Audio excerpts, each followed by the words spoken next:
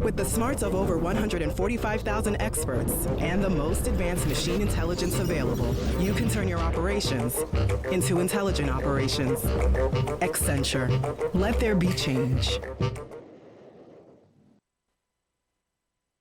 Intelligent operations. What does this mean? And why is it worth changing anything at all? So a very warm welcome to all of you. Let me introduce myself. I'm Andrei Holoshinsky. I'm your host throughout the event for the next 3 days.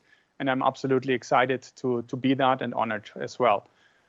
I'm running operations, so BPO at Accenture DACH for the industry's products, CMT, which is including the sub-industries, automotive supplier, life science, retail, but also telcos, software, and media.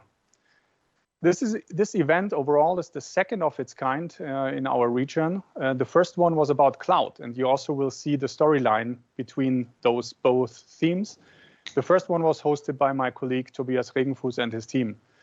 The event is actually thought to be for our clients, from our clients. It's not only Accenture talking about us, but it's our clients talking to you, to our clients.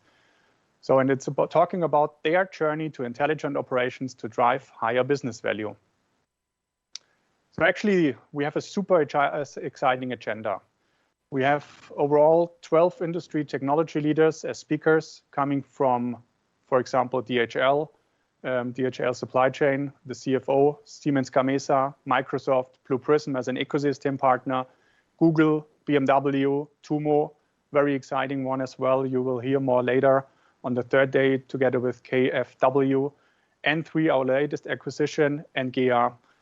We have overall 3 days, as I noted already, 3 keynotes, 1 panel discussion, 9 breakout sessions, and more than 250 participants. This is quite a nice number, I would say. 250 participants from various industries and functions, clients, we have alumni included, of course, Accenture colleagues as well, not only from the DACH region, but also from other European countries, even Middle East and up to Russia. So setting the scene for the Intelligent Operation Days, the first of its kind. Every day is actually divided into an opener as a keynote, followed by 3 breakout sessions as deep dives with our clients, where we deep dive into different daily topics. Day 1, as you see, is the future of finance and HR. So overall, DHL, Siemens Gamesa, and Microsoft with the overall theme enterprise functions. The second day, we move to the other side of the marketing operations. And here we have Google as speaker, we have BMW, and we even close it up with an external perspective of an analyst, Horses for Sources. And on day 3, we go to the new wave of operations, which is about learning, which is about inside sales, and the very big thing, data-driven operations with GEA. Also, it's important how to engage and interact. So you can engage actively. We have, of course, in Q&A chat, so you can raise actively questions, and we highly appreciate that. In the chat room. Secondly, we have an attendee chat. So you need to activate this. You see the sign on the second sign on the slide. Click that to drop this attendee chat into it. And don't be silent. It's, again, from our clients to our clients. Don't be shy. Feel free to connect and interact with each other.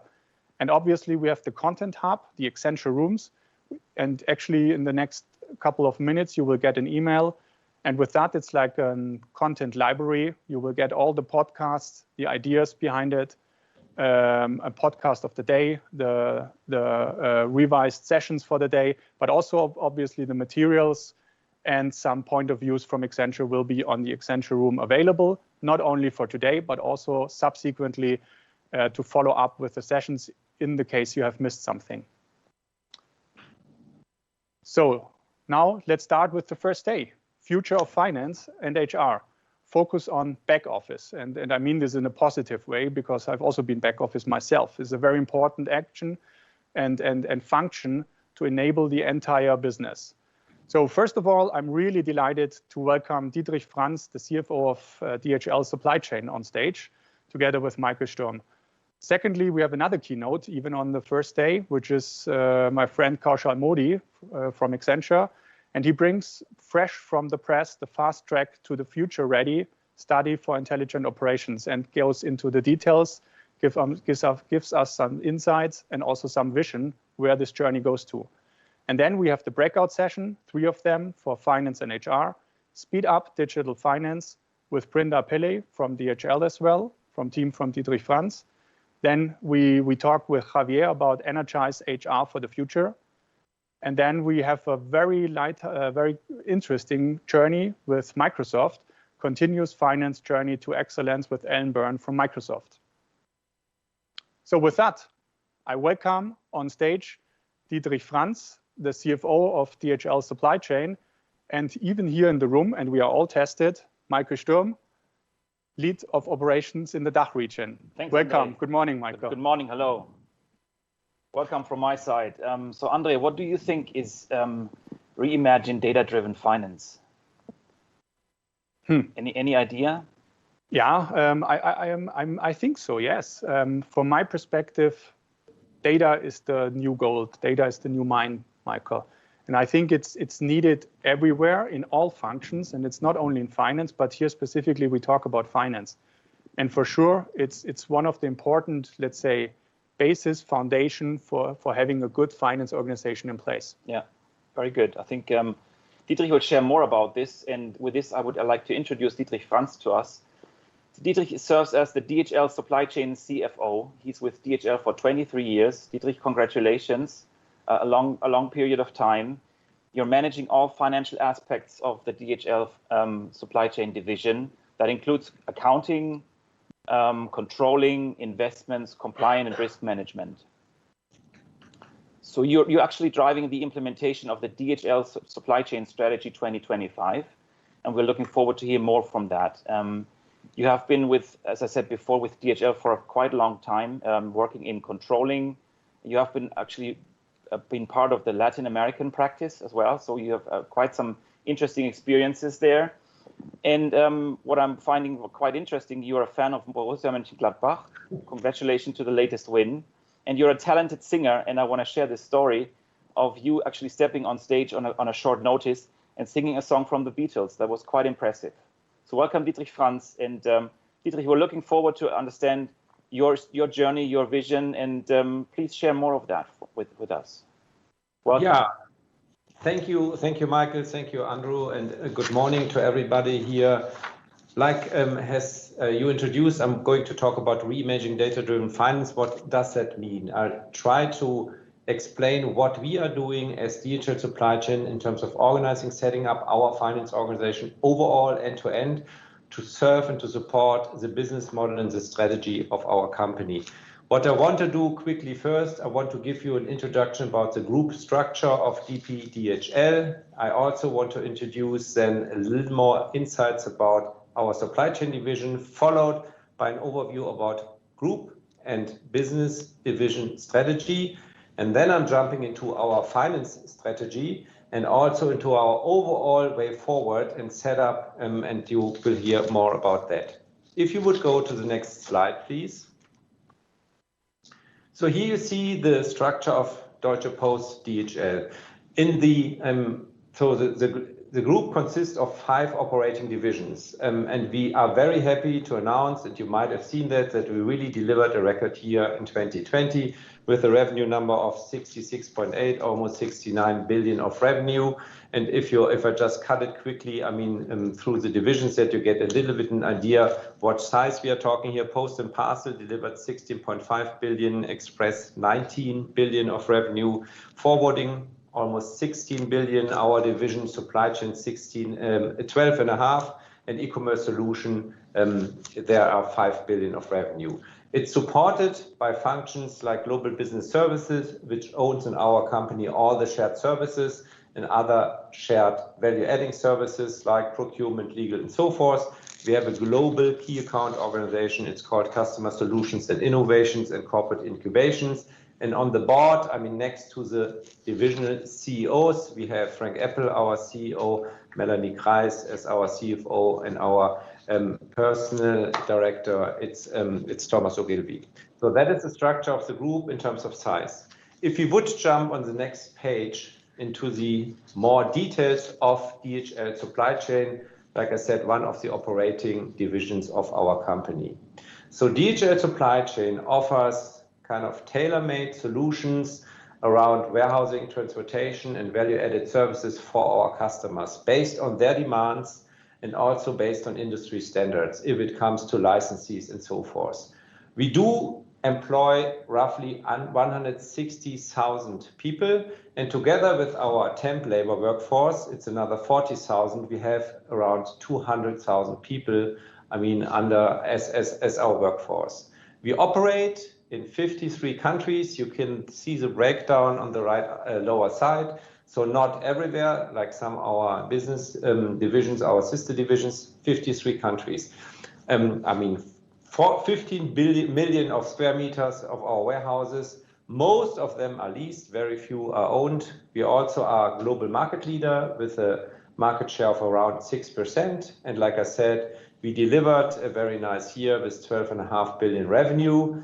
Our EBIT number, which has been reported for 2020, was impacted by the COVID crisis and shutdowns and lockdowns of many of our operations and customer operations respectively. So we reported only, so to speak, 426 million. But as you can see from our ad hoc statement in which the group last week announced early the Q1 numbers, our division delivered a very nice EBIT number.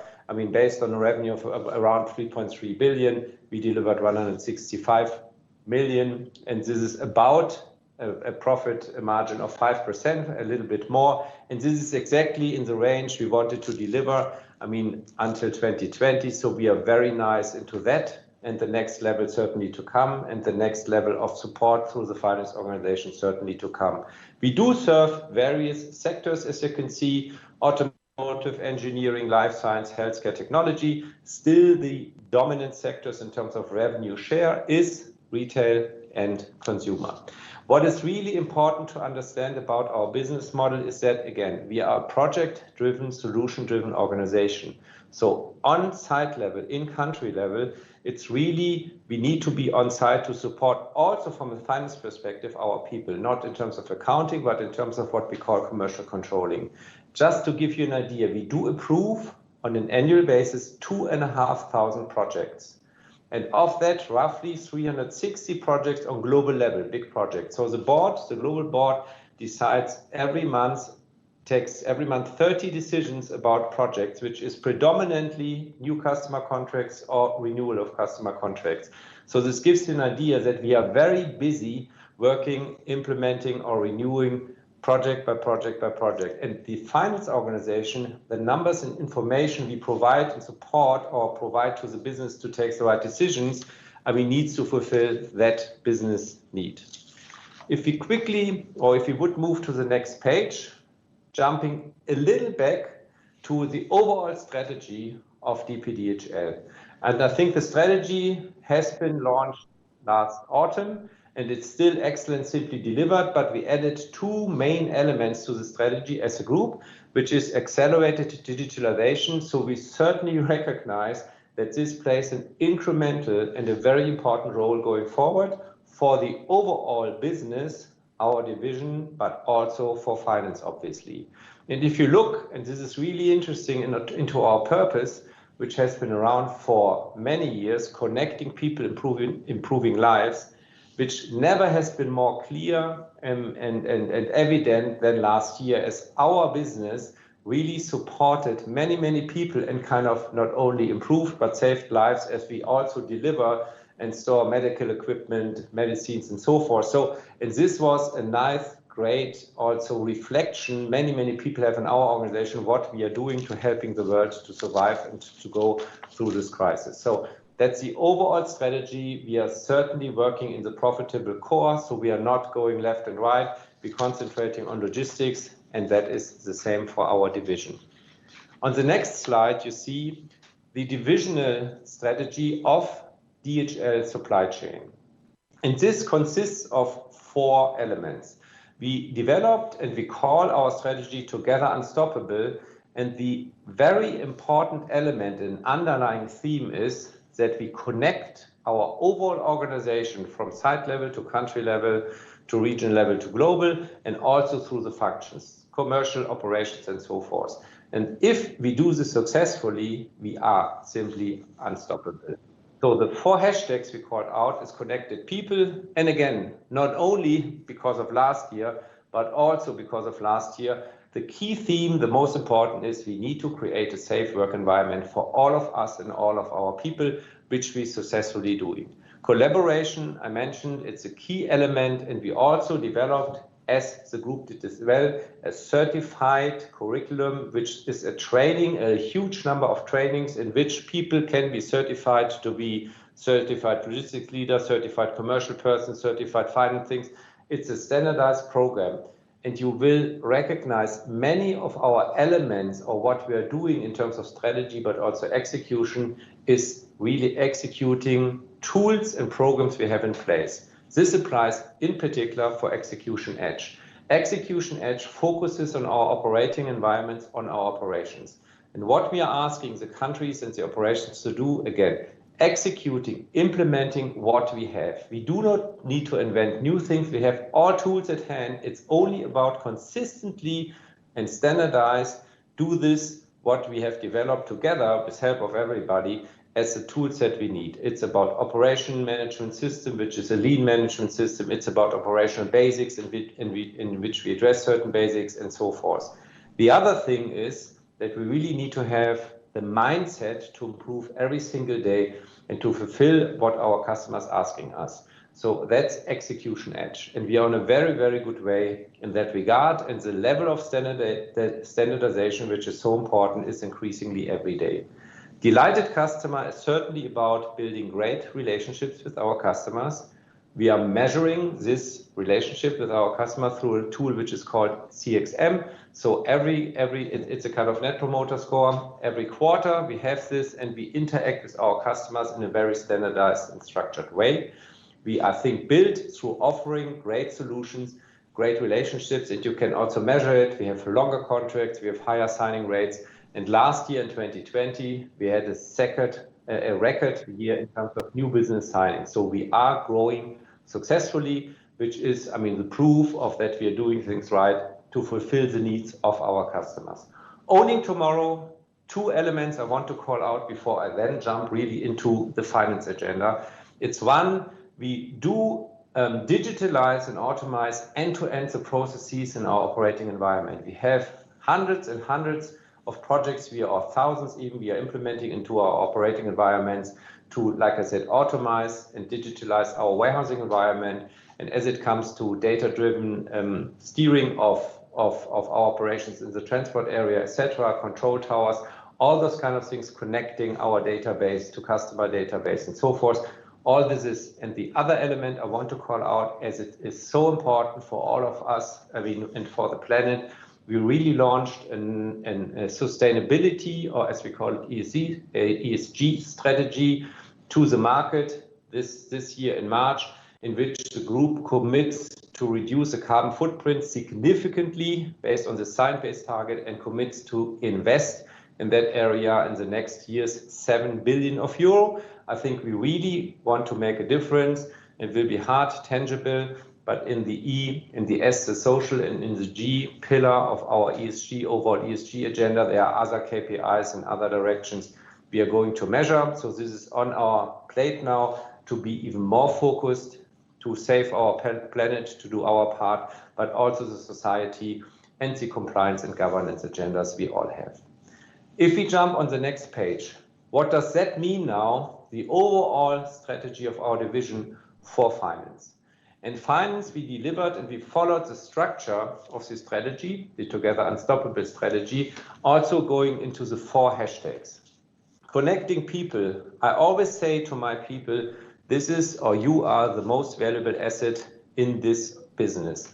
And therefore, we always and continuously focus on our people in terms of their development, in terms of feedback culture, in terms of development plans, core curriculums, etc. So we really deploying again here the tools we have in place, and we also measure, their satisfaction, etc. But to concentrate on people, to educate them constantly, to be constantly in dialogues with them, to ask them for their opinion, I think that's incredibly important for our function.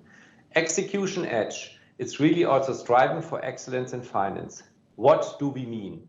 This means, and you see underneath, the key projects we are driving. Intelligent process automation, what we're trying to do, not only, but in particular in our shared services environment, to end-to-end automate, our processes, which we're doing very successfully with our partners here of Accenture. And it's not the only tool, but RPA plays a role and many others and also adjacent systems. So in the end, we're improving kind of day by day, month by month, the productivity in our more transactional driven accounting environment, and there Accenture plays a great role. And we have a clear plan to do that and to reduce the workforce accordingly. The other element is redefining management reviews, which is, really to have consistently the more steering relevant information in, consistent globally applied systems and have the same processes as it comes to planning, forecasting, and also reporting on all levels. We do and implemented a couple of years ago dashboard solutions for financial review of information. We call this tool FPM. It goes down to the lowest level of our operations, which we call MU, but it's probably easier to understand site level. So we have visibility if we drill down to our lowest level of management responsibility. And interesting enough is we can combine this data on that level with our operational and other functional data, which is very important to understand. If you go back to say we do 2,500 projects every year, there is no consistent applied KPI set for our operations. They are simply different. So we need to drill down, and we need to, on that lower level, we need to connect the data between finance, ops, commercial, HR, etc., to have the relevant information on that level for decision taking. That's important, and that is addressed by redefining management reviews. Maximizing cash flow, another element of our strategy. It's all about cash in every company. What did we do in that respect? We developed what we call an O2C dashboard, a tool which on a daily basis gives us the revenue information and the overdues by customer in a certain, self-reporting tool we working with Power BI. This is not only to review the information on that level, but also for the people who collect the money throughout the month and in particular at month end. It's a tool which we implemented and which has been rolled out to the entire organization, and it's used now by more than 5,000 people. So it's a very nice example. What do we have, or what do we need more in the future? Something which gives you, kind of day by day, so very actual information for review purposes, consolidated or aggregated on a higher level, but also it's a tool which people can use, same database, same information, as they do day-by-day collections for a single customer.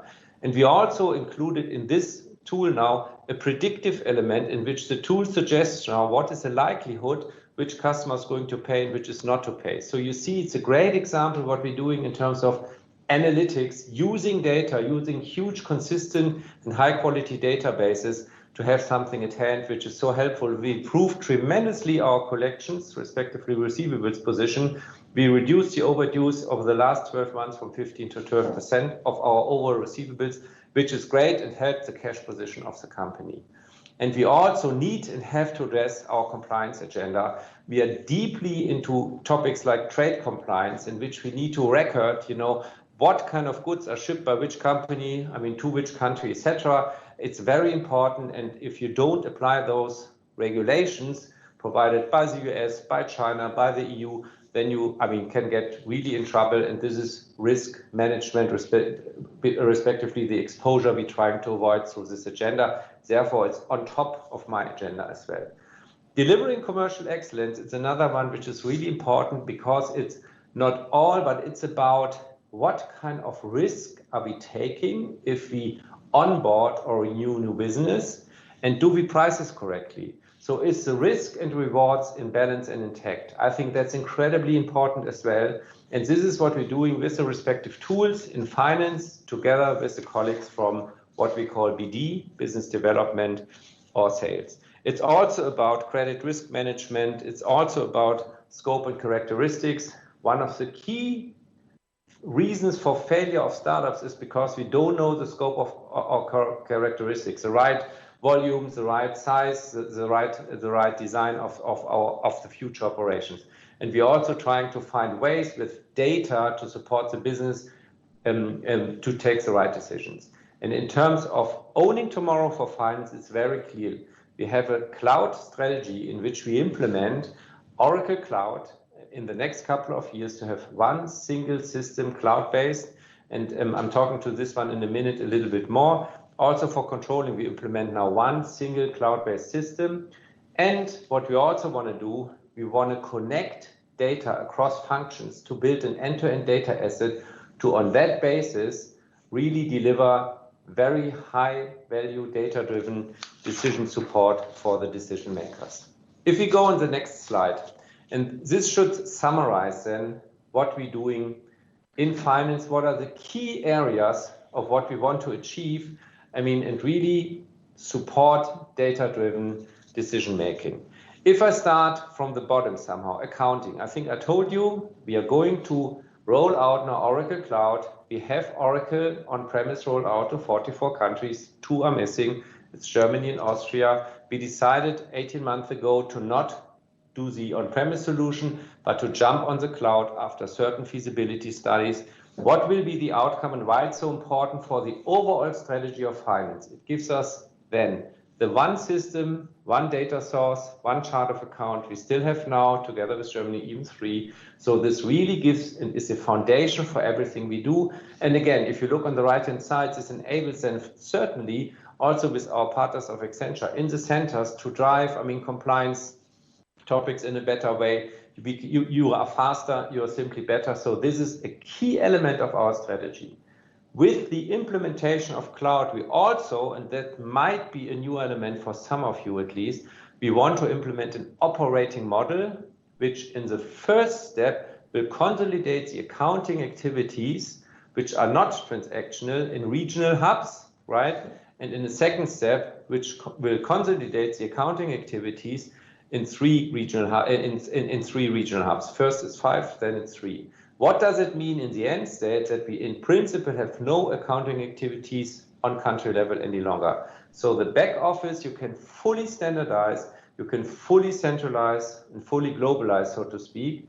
But the front end, in which our commercial finance teams working on this 2,500 projects every year, this can't be centralized. They need to be on site. They need to talk to customers and to their functional peers. And that's a little bit, again, why it's so important to understand our business model. What are we doing in Reimagine Controlling? We do roll out now also the EPM module, which covers the key controlling processes like reporting, like budgeting, like forecasting, and this also has a data analytics kind of element in that. This brings us again full consistency of all controlling processes which are not yet supported by one single system. So the standard processes of controlling will be performed in one system, and we have for the analytics within finance an analytics cube where we can do much more use cases. One I explained to you with the OTC dashboard, but there's much more to come. But what else is important? What will make a huge difference? We then trying to connect all systems which are around our O2D, opportunity to deliver life cycles. So from a first touch point with the customer, through the design of the solution, the implementation, startup, and then it's up and running, we call this our opportunity to deliver life cycle. There are various systems, as you might imagine, Salesforce, a contract database, a BCA database, and there's a solution design system, there's a costing system. All those systems in itself are now deployed more or less globally or will be globally. The data within the system is, from a quality level, pretty much okay. The issue is they're not talking to each other. What we're trying to do, and this is really strongly coordinated or led by finance, to connect those systems that they can speak to each other, that we have them an end-to-end data asset, which then provides an opportunity in the combination of the data. You can do lots of use cases, lots of very interesting insights, which hopefully data-driven enables the decision maker to take even better decisions. And that should be not only, reporting purpose or fulfill reporting purposes, but also should have predictive cases, etc. So with this database, we want to cross-functionally do much more than we do today. So for finance, it should be fully standardized, fully consolidated, one system, one database, and then we want to connect our finance data with the other functional data in one big end-to-end data asset to really fulfill all needs in terms of information and decision support of our business. The other agenda I just quickly want to also mention here again, because it's so important, it's what we call commercial excellence. And this again addresses principally risk and reward balance of all of our contracts, of all of our operations through elements like insurance, liabilities, but also others, characteristics like I touched base very thinly on. So all in all, that is the way we want to go. And with that, I think we are enabled and we have a finance organization which in the best possible way will support our business going forward, and hopefully not in the future only do 2,500 projects a year and of them 360 on global level, but maybe 3 and 3,500, because our aim clearly is that we want to grow profitably in the future, as we really proved now in the last 6 months that this is the case. And there, I'm very confident to believe that this should be the way forward. And with that, I hand it back to Michael. Thank you very much, and I hope it gave you a little bit an idea how finance fulfills the need of a business model, in this case of our supply chain division. Thank you very much. Dietrich, thank you very much for these great insights, and we're lucky to have you on. So I just want to put up one question that came up in the meantime, and maybe a quick statement from your side. The question was, in a data-driven finance function, and that's powered you to be more agile, what's your response to COVID? How did you react, and how did you manage to get along with the situation? I mean, the interesting thing is, if I'm talking about last year, maybe just two things and not too long. For one, starting with you, Michael, and your organization. I think we have been very impressed that you really, continuously supported us and brought the people, in particular in India, but also in other countries, in home office, and there was no disruption at all. So we as finance, and then clearly also our country teams, who principally all work from home, some even since then, right? And we really delivered day by day, month by month, closing and the transactions. That's one. So, and nobody probably would have believed that we could organize something like this within a very few weeks. I mean, I think Accenture did it in 2 weeks, and we did it in a similar time frame, and we did that. We delivered.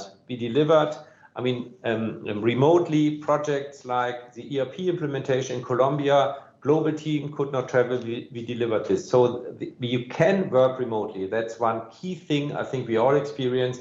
And I think we will leverage that in the one or the other way going forward as well. The second element is that we really worked, very intensively beginning of the crisis to bring us transparency, about the situation on site level, in a way, has it been impacted? Is it closed? What's the financial impact, etc.? A weekly forecast. So we delivered within, I think, a time frame of 4 weeks, a tool set which monitored the risk and the financial risk for our division going through the crisis, in record speed. So it shows you, if you're under pressure and if circumstances are in a certain way, organizations are agile if you have the right mindset. So those two elements. So we have been really be able to succeed everything we did, through from the home office, etc. And we applied in a very short time frame tools and transparency to help the business to manage through the crisis. So all in all, a big success. And I think in terms of remote working, we will continue to do it, in the future,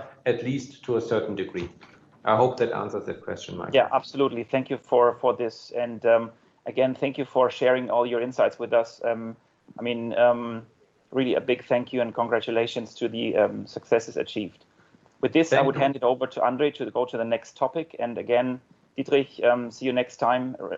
A great thank you. Big thank you to you. Thank you. Next time I will sing then. Bye-bye. Yeah. Thank you very much, Dietrich. Bye. Thanks, Michael.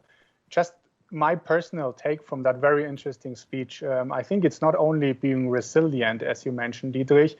It's also about, and if I think the journey of Deutsche Post to DHL and what you are promising now and what you envision for your company is connecting people gives a completely different statement for us, especially in COVID times. I really like that statement. Thank you very much, and also for the questions from the audience.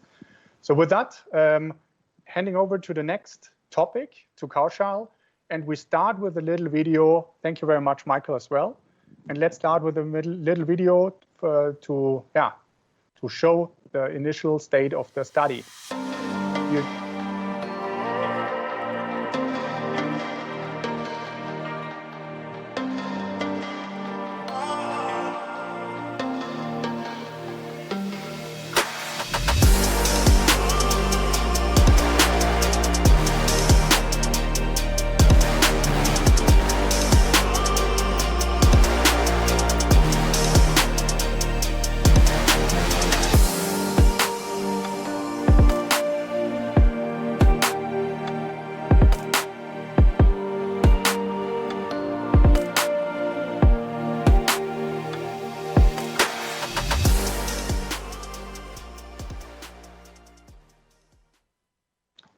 Outsmart, outperform, outpace. 3 key aspects every company is striving for. Hello, Kaushal. Very warm welcome. And the master, Kaushal Modi, the master brain behind the Intelligent Operations Study, Fast Track to Future-Ready Performance. Kaushal, can you explain to our clients how to outsmart, outperform, and outpace the competitors? Do you have the key for the future? Excellent, and thanks so much, Andre. I hope everyone is able to hear me. First of all, thanks so much for inviting me, and super excited to be here. I must clarify, I'm not the mastermind. Our clients are mastermind for this study, because we are presenting here what we have heard from them, along with what is Accenture and Accenture operations point of view. And again, super excited to be in the company of a number of clients, out of Europe here, right? Just move to the next slide. What I want to cover over the next 20 slides or so is 20 minutes or so is really an iconic study we did recently. And this study really validated what Accenture operations have been telling our clients about what is intelligent operations and what's the journey to intelligent operations. This study included more than 1,000 companies globally, which means a fairly representative size. As you see, a number of statistics here, almost 40% of them were C-suite executives. And if you see number of sector countries we covered, and a significant presence across, global 2000, right? Almost, 2/3 of companies. And what did these clients tell us? I think we overlay that with what we have been doing for our clients in Accenture operations. And we work with almost 500 plus clients, and it's been our value proposition to them saying, we will take you through journey to intelligent operations, right? So what I'm going to be covering is insights from both outside in perspective, and I would say inside out. And the fascinating aspect of that is what we have been telling clients is extremely resonating well in the industry. And I think clients are agreeing to how operations need to be seen as, viewed as, and what journey one needs to take to really get to that competitive advantage, right? Let's keep moving. When you talk about operations, right, and the next slide, everyone looks at operations as, let's crank the transactions, let's make sure that we do timely, we are being cost competitive. All that is fine. But now operations are seen as a source of growth, innovation, and competitive advantage, right? And that's the turning point in our mind about how should clients be looking at their operations. It could be any part of the value chain. It could be enterprise functions like finance, procurement, HR. They could be growth functions like marketing, sales operations, inside sales, customer operations. And for a number of clients who work in deep industry-specific area, it could be industry-specific operations like a banking operations or an insurance or a network, utilities. But operations need to be viewed differently. And operations also need to be viewed in 4 distinct phases, right? Starting with more base to more advanced, right? And these 4 phases as per us are stable, efficient, predictive, and future ready. And everyone needs to go through the journey. I'll talk a bit about what it takes to get to the journey, where our clients are, what are the best practices, as one moves from left to right, and what outcomes one can drive. But this is about the systematic journey to intelligent operations and becoming future ready. A few a few good news and bad news, or I would say something for everyone to think about. The value one can create by being future ready is enormous, right? But not many companies are there yet. So if you really see what survey has told us is only 7% of the companies we surveyed, out of 1,100 or so, only 7% of them are in future ready stage, right? So there are several industry players, leaders across the globe, across industries, and we have some very specific details around industry-wise results and country-wise results. But there's still a lot of work to be done because they are all still in more early phases of the journey. But if all of them were to be in future ready phase, right, there is a massive enterprise value to be created. And I think the number here is staggering. It's close to 5 trillion. And we'll talk about how we have arrived at this number, right? Moving to the next slide. Now, what are these 4 phases? And I think it's important one systematically understands what are these 4 phases and how one should go through this. While this is a common framework, one must remember every company's journey is unique, right? So you may decide to go at your own pace, with your own steps, with driving some very customized set of technology, people, process, and data, right? But it's important to look at your operations on this dimension of 4 stages and 4 aspects, right? And I think when it comes to technology, I think it starts with more foundational tools, technologies, compliance controls, capacity plans, and it's very important to put foundation technology in place, going all the way to advance from RPA, workflow, data science, analytics, artificial intelligence, more advanced technologies, right? I think there's a huge scope around integrating this technology to drive outcomes. I think the second aspect here is about a process. Most clients are at more foundational phase of the journey, fragmented process, decentralized, distributed. But there are several of them who have now really have right balance between retained operations, distributed operations versus central operations, leverage of global locations, and most importantly, leveraging leading practices for every function and industry. So that's the process part of the journey. Then there is people part of the journey. And again, people are central to this transformation. And while you really start running your operations with more core process skills, as you go further to the right, most work is likely to be automated. So you got to be upgrading your profile, making sure that they are reskilled, retrained. You got to be adding more advanced, specialized skills in your operations, right? And last but not the least, how you really look at data. Historically, we have seen data has been looked at in silos. A number of clients still continue to look at only one form of data, which is more structured data. I think on the rightmost side, we believe there is significant scope to look at end-to-end data, external, internal data, structured, semi-structured, unstructured data, and tools belonging to all that, right? So really look at your operations on these 4 dimensions or 4 stages and systematically chart out your unique journey. Move to the next slide.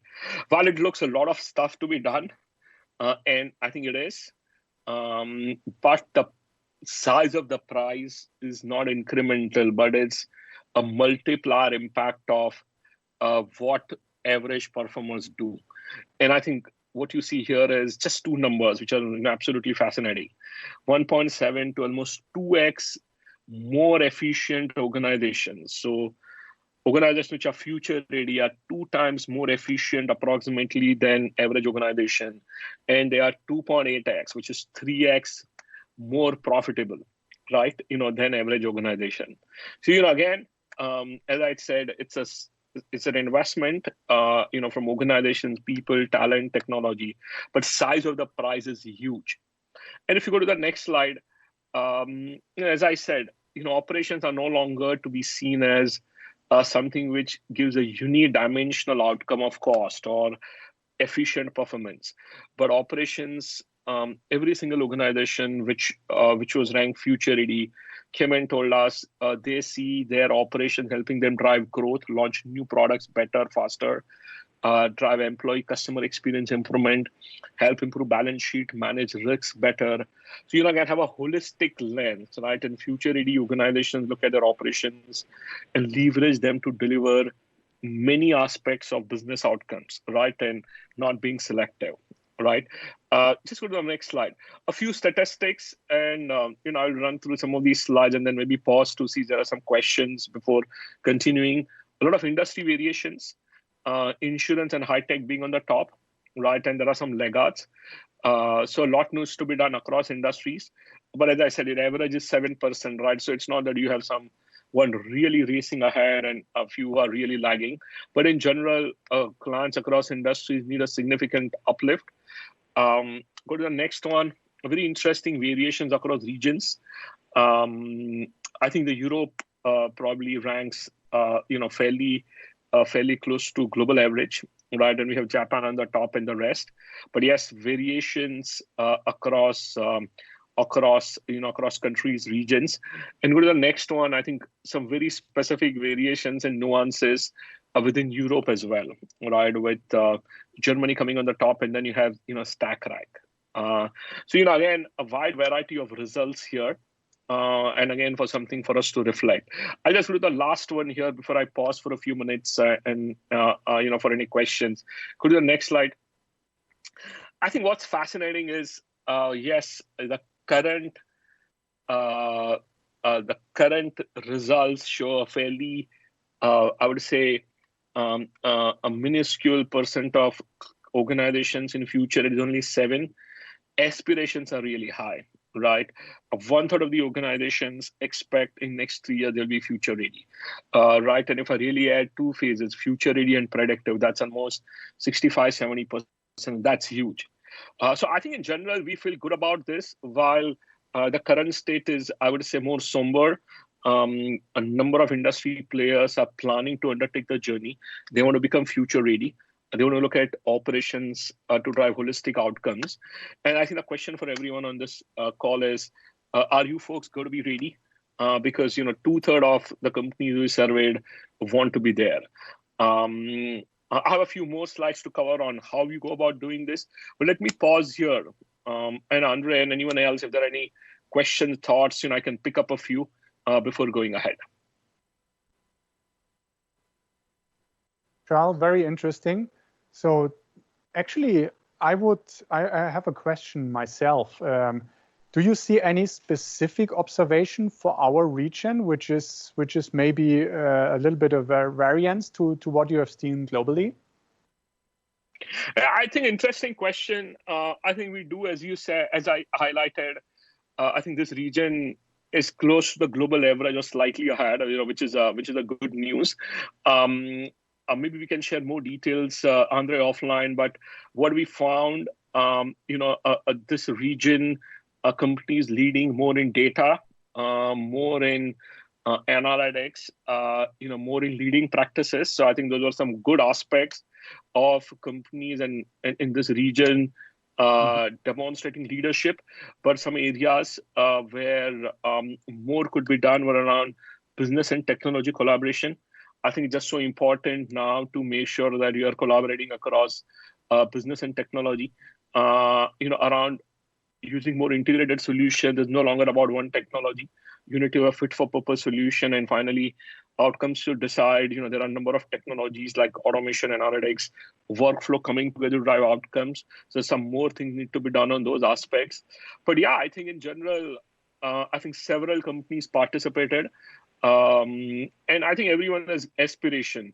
I think almost 1/3 to 40% of companies Europe region highlighted that they want to get to future ready, which is the positive side of the story. Mm-hmm. I have another question, Kosha. Very interesting. I think everybody and every company would sign in and yes, I want to be future ready. It all sounds good. Like I want to be strong. I want to be beautiful. I want to be whatever. But how ready are the companies from your perspective to really do that and ready for change? Because there is a big change behind it. I think, Andre, great question. Maybe it's a good segue into a few of the upcoming slides. I think let me cover that. I think we'll answer some of your questions. And I can always add more, right? But one common theme I find is this journey needs the best thinking, best resources, best partnerships, right? And I would recommend companies decide to leverage ecosystem partners, professional services partners, startups as they undertake the journey. In fact, 80%, 77% of future-ready organizations told us that they have significant help from partners. And as I said, it could be ecosystem partner, cloud provider, a niche technology or a platform provider, a professional services partner, right? So one is, I think, the journey needs, as I was saying, the best of technology, process, industry, functional thinking, and leveraging partners, I think could be a great idea. The one other area where I think consistently we have seen clients challenged is how they partner between business and technology. 80% of future-ready organizations have a strong business and technology partnership going, while it's only 20% of organizations in more stable and efficient phase have business and technology partnership going. So that again highlights if you really want to drive change and it's so technology-led, a business technology need to really be partnering well to drive this intelligent operations journey. Right. So I think those are a few few broad themes in terms of what kind of change readiness is required. Okay. Another question from Sure. other question. One other question from the audience. Actually, a very basic one. In very simple words, what is future ready for you, Kaushal? I define future ready in two aspects. One is the outcome it drives and what you do, right? Mm-hmm. And future ready operations drive holistic outcomes, right? And by that, it really means helping organizations drive, revenue, experience, service level improvements, cash optimization, reduce risk, and not just cost and efficiency. So that's one difference. Holistic outcomes become innovation engines, drive competitive advantage versus just cost and efficiency. So that's one. The second aspect of future ready is how you really leverage technology, data, process, and people. And in technology, it's integrated solutions, most advanced technology. In processes, it's about leveraging leading practices and right at the top end of your process maturity. About data, more end-to-end data, leverage your own data versus external data, public data. There's just so much of value to be obtained. Structured, unstructured data. There is so much of insights embedded in every single organization's, in unstructured data, emails, calls, contracts, pictures, videos, so on and so forth, depending on the industry you operate in. And I think about people have the right pyramid. We always believe future-ready organization will have 1/3 robotic workforce, 1/3 core process workforce, and 1/3 specialized workforce. So do you have the right combination of workforce, right, for you to drive that? So I will kind of answers, how is future-ready organization distinct from others? Very clear. Thank you, Kaushal. Okay, I think great. I have a few slides. I will quickly run through that, but I did cover a few of them. Just keep going. I'll breeze through this a bit. Go to the next one. Two things here, and I covered some of these things. One, the importance of leading practices. 82% of future-ready organizations implement leading practices, assess their process maturity, move up the curve, do data-driven process discovery, and then drive that. 86% of organizations have strong business technology collaboration, which I said is only 28% for organizations in more earlier phases, right? So I think these are two important aspects. Keep going. I think other stats, and I'm not going to go through all of these, right? use of human machine, talent at scale, use of agile workforce, use of data for decision making. Again, future ready organizations, lead the pack when it comes to all these 4 dimensions. Go to the next one. And last one I covered, 80% of organizations have really leveraged partnerships, right? I think this journey can give significant gains, but as I said, it needs best thinking, best investments, best technology. So do not hesitate to leverage partners as you go through the journey. Keep going. I just have 2 examples here, and I won't drain. These are again both examples of helping drive improvement in revenue and experiences. We have a few sessions lined up later in the program around inside sales, how operations can really help drive top line growth. Customer segmentation, lead generation, lead optimization, lead scoring, recommendation engine for your sellers. Right? These are all real technologies, use of data, along with an expert model, which is a pod model, of sellers, product experts, can really accelerate sales. We've seen it happening with our clients. Within months, driving almost 120% of the target sales, and that's an exceptional outcome. Significant ROI, as compared to what an average operations would do. Go to the next one. I think another example of how large telcos are transforming consumer experience, leveraging technologies, and it significantly reduced cost of operations. I think there is just so much churn. There is same time so much scope to sell new products, services, and by leveraging right technology, right talent, I think your revenue model, innovation model can be really turned upside down. So there are a few examples of how just not about cost, but it's about growth, revenue, experiences. Just keep going. Yeah, just one more slide. And I think this is really the summary. I think we truly believe operations should be seen as something which can really help you drive competitive advantage versus cost efficiency. It should give that in any case. And I think a number of simple steps here, have covered that. Important to think big. We have always seen, a CXOs having moderate expectation from operations. I think we need to really think big as leaders who run operations, as leaders who invest in operations. We got to be making sure that we are truly fostering human machine working and scalable model. We got to be really making sure that we are infusing right talent, fostering business technology partnership. But yeah, the size of the prizes is material, right, for us to undertake this journey. That's all, Andre. Happy to take any other questions or any thoughts from anyone. Thank you so much, Kaushal. Very enlightening. And indeed, we have many questions. And by the way, we are following up with each and every question, but not in the session, as we have a tight time schedule. But one more question for you, Kaushal, from the audience. How quickly can you ascertain what percentage of future ready a company is at? So it's kind of an evaluation assessment. Is there any way to do that? Oh, absolutely. This has been an ask from our clients. We are coming up with a short diagnostic survey. It's a very important assessment, and we didn't want to make it look like it's simple to assess. But at the same time, I think we are coming up with a diagnostic assessment which will directionally help you assess where you are, and it should be released anytime soon. We can share it with some of the folks on this call. And then other than that, we can take a bit of a more elaborate, a few weeks assessment, as needed.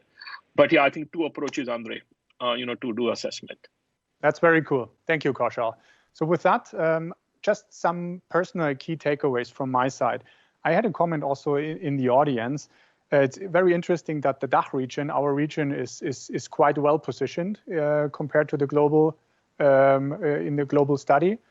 So the first thing, I think, just to summarize it, what 2 takeaways, which is important for me, is drives holistic outcomes, what you summarized, Kaushal, and it's leverage your own data to really nail it down to 2 points, personal points. Thanks again, Kaushal, for this very motivating outlook and vision, and also the idea of assessing or potential to assess where the clients are. Really looking forward to follow up with you on the local specifics and also on this assessment for our clients. Kaushal, thank you very much, and greetings. Thanks, Andre, and thanks everyone for your time. Thank you. Thank you.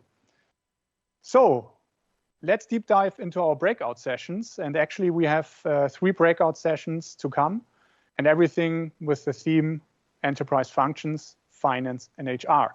First of all, we have DHL on stage with Brinda, speed up digital finance. Secondly, the second breakout is about HR, energize HR for the future for Siemens Gamesa. And then continuous finance journey to excellence with Microsoft. So with that slogan together,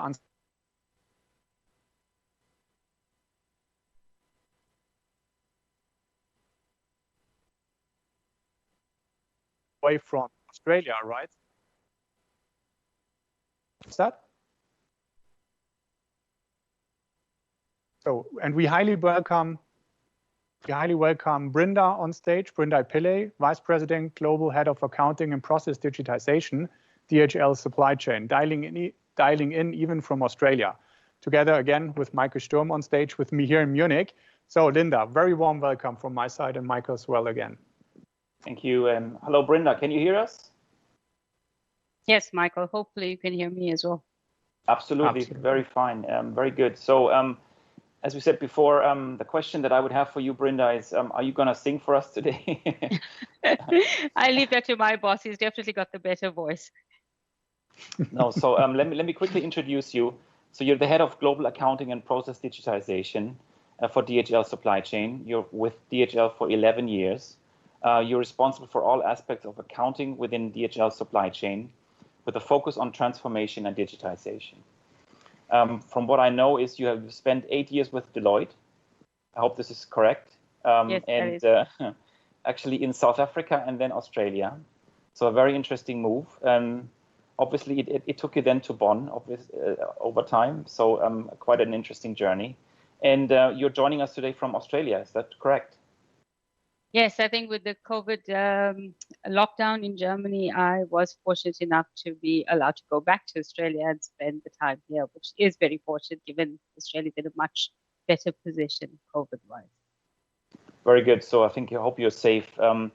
So we talk about reimagined data-driven finance, right? And we're interested to hear more about this program in more detail from you around the Oracle Cloud movement and the project related to this. So basically, the question for you is really, what's this journey all about, and what is reimagined finance all about? So with this, I'll hand it over to you, and I wanted to remind you to not speak too quickly with us. So take yourself the time that's needed. Thank you. Thanks, Michael. I needed that reminder. I do tend to speak quicker, so I will remind myself to slow down. And thank you for inviting me and allowing me to talk a little bit about the journey DHL Supply Chain Finance is on. So Reimagine Finance, that's the name we have given our program. And it's really finance using a move to Oracle Cloud to realize both our finance vision as well as to align with the strategy that is our supply chain business has. For those of you who are listening into District this morning, you heard how important it is for our supply chain business, our management board, to really have connected real-time data and to use that to steer the business. It is quite fundamental that they have connected data to steer the business. And of course, of that connected data, financial data is really a key element. So we in supply chain finance have long recognized that the future for us lies in simplification and standardization, moving towards one set of processes, one chart of accounts, one way of working. Because we think if we do the simplification and standardization, really moving to one way of working, this will allow us to deliver on the goal of real-time reliable data. We started this journey a while ago, but we do believe that the cloud will now propel us forward not just from a technology, but also the processes and the people. So really taking us forward in the way that we want to go and help us realize our vision quicker. Let me explain that last statement a little bit more. So if we could go to the next slide, maybe I can give a little bit of details around our journey that will explain this a bit more. So here you can see very clearly depicted our supply chain finance journey. As you can tell, we have started it a while ago, as I've mentioned, back in 2015. And what we tried to do with our simplification and our standardization journey, we tried to consolidate our systems, try to move towards global standard processes, and try to really deliver on this one way of working. As you can imagine, with 44 countries in the mix, you do have variations along the way. But by and large, by the end of 2020, we had touched 44 of our 46 countries and really driven a high level of standardization and simplification already, which means by the end of 2020, we had only 2 countries left and only 2 countries to bring onto our existing journey. But the end of 2020 was also the start of our journey to cloud, which I'm sure lots of you are wondering, why would you do this then? Why would you start almost at the end and launch another major program? Why wouldn't you just continue on the journey we were? And maybe the next slide can explain this a little bit better. So yes, we were almost at the end, and yes, it would have made some sense to simply finish 2 countries out of 46. Most people would just continue. We did evaluate it, we did look at it, and we realized 2 things. First of all, Oracle came out and said, our on-premise solution will be sunset. So if you stay on this platform, you will move, and you will need to move in the next 10 years. That seems like quite a long time, 10 years. But if you look at a company our size, you look at 46 countries, it is a multi-year journey. And what you don't want to do is really go up at the end of the clock. Also, any further investment we put into the on-premise solution would obviously mean that we throw that money away, because we would have to spend the money, invest it, and then start the move again. So at the time of Oracle's announcement, we looked at this and we said, what is the best way forward for us? Should we move to the cloud? Should we continue our journey? Is the cloud mature enough? Can it support a business our size? Even if we met all of these requirements, do we really want to go ahead on such a major program again? And if yes, what are the benefits this will give us? So we did a feasibility study, and what we realized out of this feasibility study is Oracle was mature. It did bring us additional benefits. It actually gave us also a cheaper run cost, which is always in finance an added advantage. But 2 really important things came out. One was that it would improve and help us along our analytics and digitalization roadmap. And the second thing is where we were already starting to see incremental change as we moved along, we could now leapfrog forward with the move to a cloud. Our vision could be better realized if we moved to the cloud than if we stayed on the journey we were on. And this, I think, is really shown quite well in the next slide that I have, because this could show how much of progress we had made to date versus where we want to go. So what you see here in the slide is our current landscape on the left, and this is just before we decided to take the decision to move to the cloud. And while this looks a little bit disparate on the left-hand side, you can imagine with 46 countries, how much of standardization and simplification effort had gone in for us to actually consolidate to be on simply 3 systems or 3 platforms, 3 charts of accounts, and only 3 differences in processes. We are coming from disparate systems across 46 countries to bear in mind. Our vision, of course, as I've mentioned before, 1 global data source, 1 way of working, 1 chart of accounts. And really, we do believe with the cloud, this will be a catalyst for us. We will realize this journey much sooner. So hopefully, Michael, that answers your question. This is what Reimagine is about. And this is why we actually went down this path after 1 large program, we immediately started to kick off another way. And I think, to quote Kaushal's last closing statement, we needed to think big, and we certainly did. Okay, thanks, Brenda. Really appreciate it so far. So the question that I would have is, what are the benefits of this program, and what do you want to achieve with it? So what's your target ultimately? Yeah.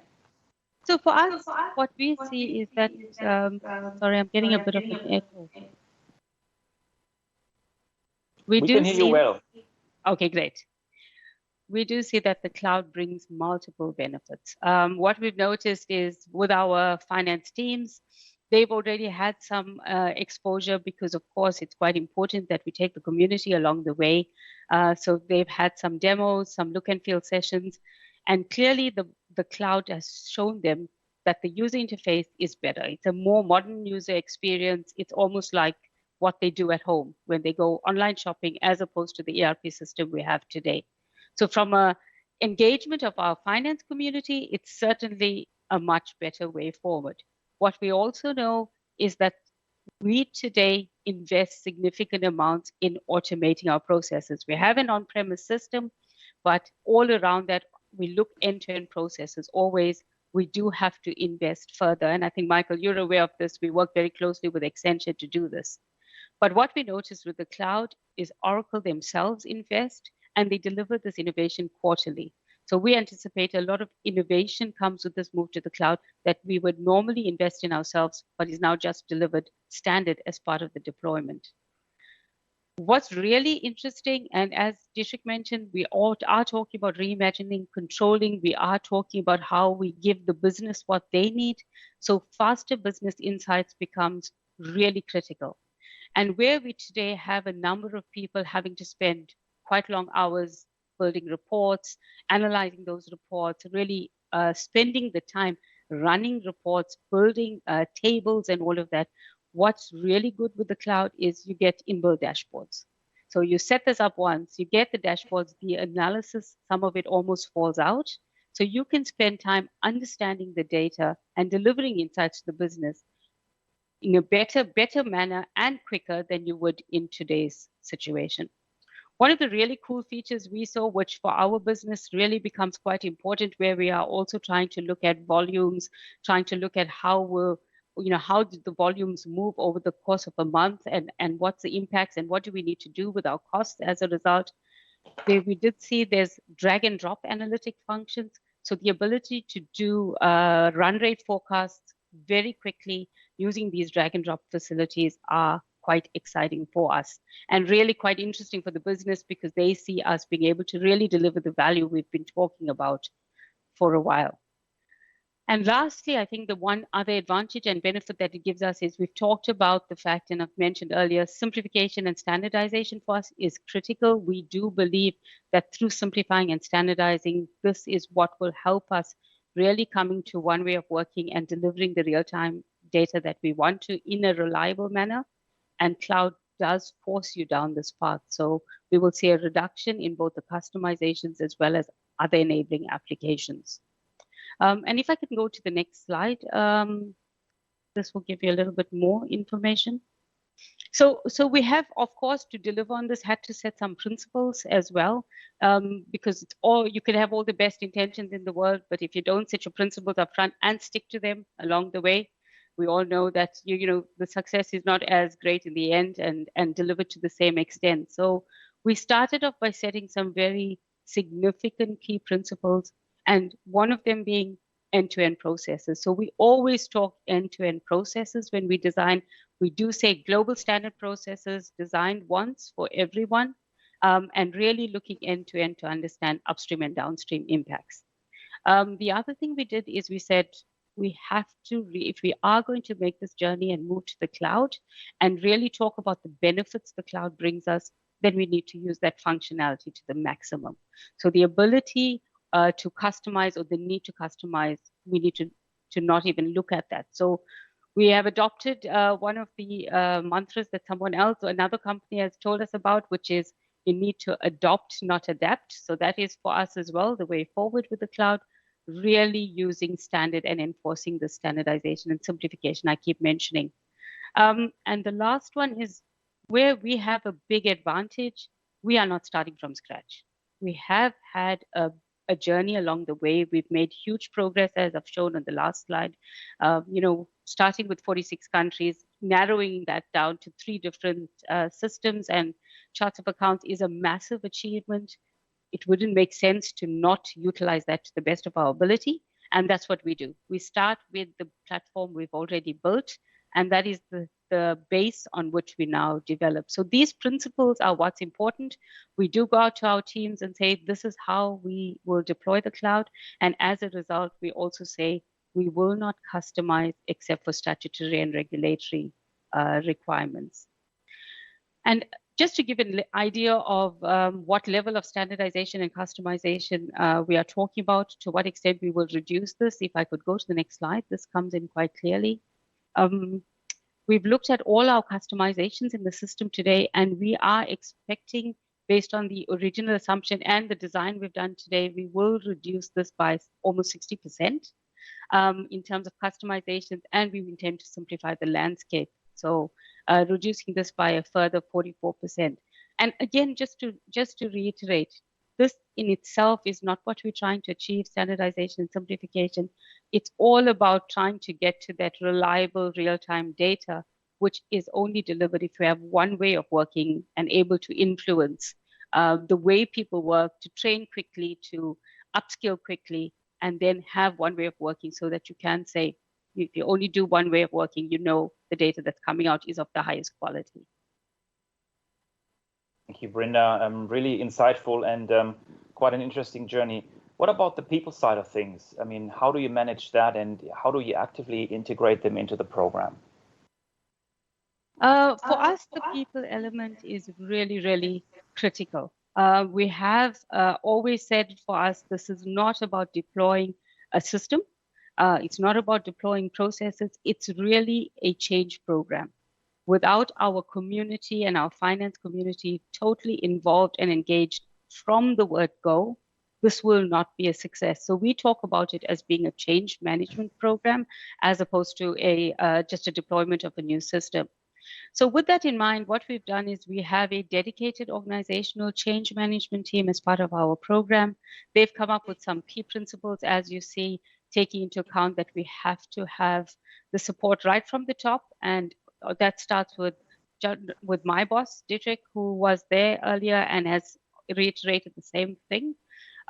We also talk about the culture, making sure we are looking at what DHL culture is and bringing that into play. We get the communities involved right from the beginning. So I mentioned earlier, the finance community is already quite excited because they've looked at the interfaces. And that's because we've already gone out, we've done demonstrations, we've done what we called look and feel sessions. We do a lot of communication. We also we do a global design, and we involve the regions in each of this. So we get them involved in our sessions, we talk them through the design, we make sure we are not, they do not perceive it as something done in global and just pushed down. It's a part of the journey. Of course, we have our guiding principles up front, so they do know, under which circumstances we are starting off and what the base is, but we make sure they are part of the journey and we engage with them every step of the way, which for us is really, really critical. One other element of the people aspect, we do see a huge success factor being our partnership with Accenture. We have collaborated with Accenture for quite a long time, and the Accenture team has been very much a part of our process right from the beginning, in the previous program we've run, as well as the current program. And I think, Michael, we have had back and forth conversations about how we go forward with this, what's the best way with the Accenture team. And we really see them as being a critical element to our going forward.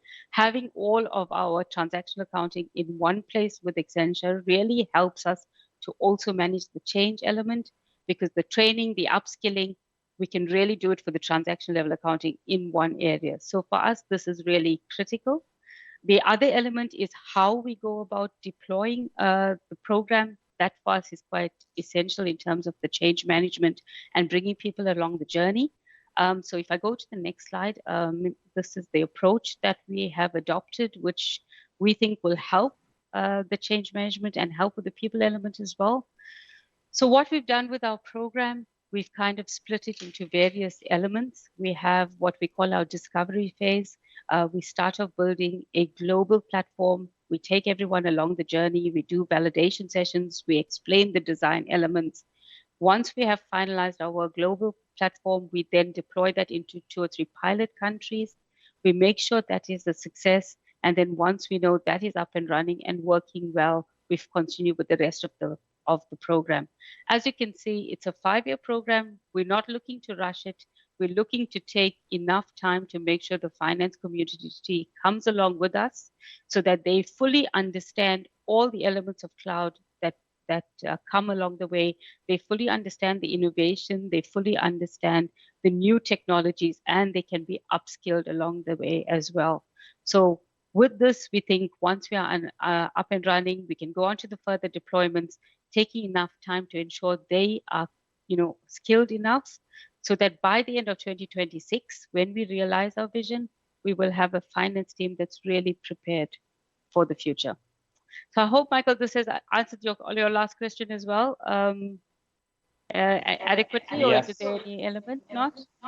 So yeah, we have a couple of questions that come from the audience, but before that, I would like to have Andre. Do you want to quickly summarize the session? Actually, just my take, Brinda. Thank you very much. Very enlightening and good insights. So my personal take is reimagine for finance DHL, and I really like the phrase you summarized it even on one slide. It's insights, it's simplification, and everything is based on Oracle Cloud.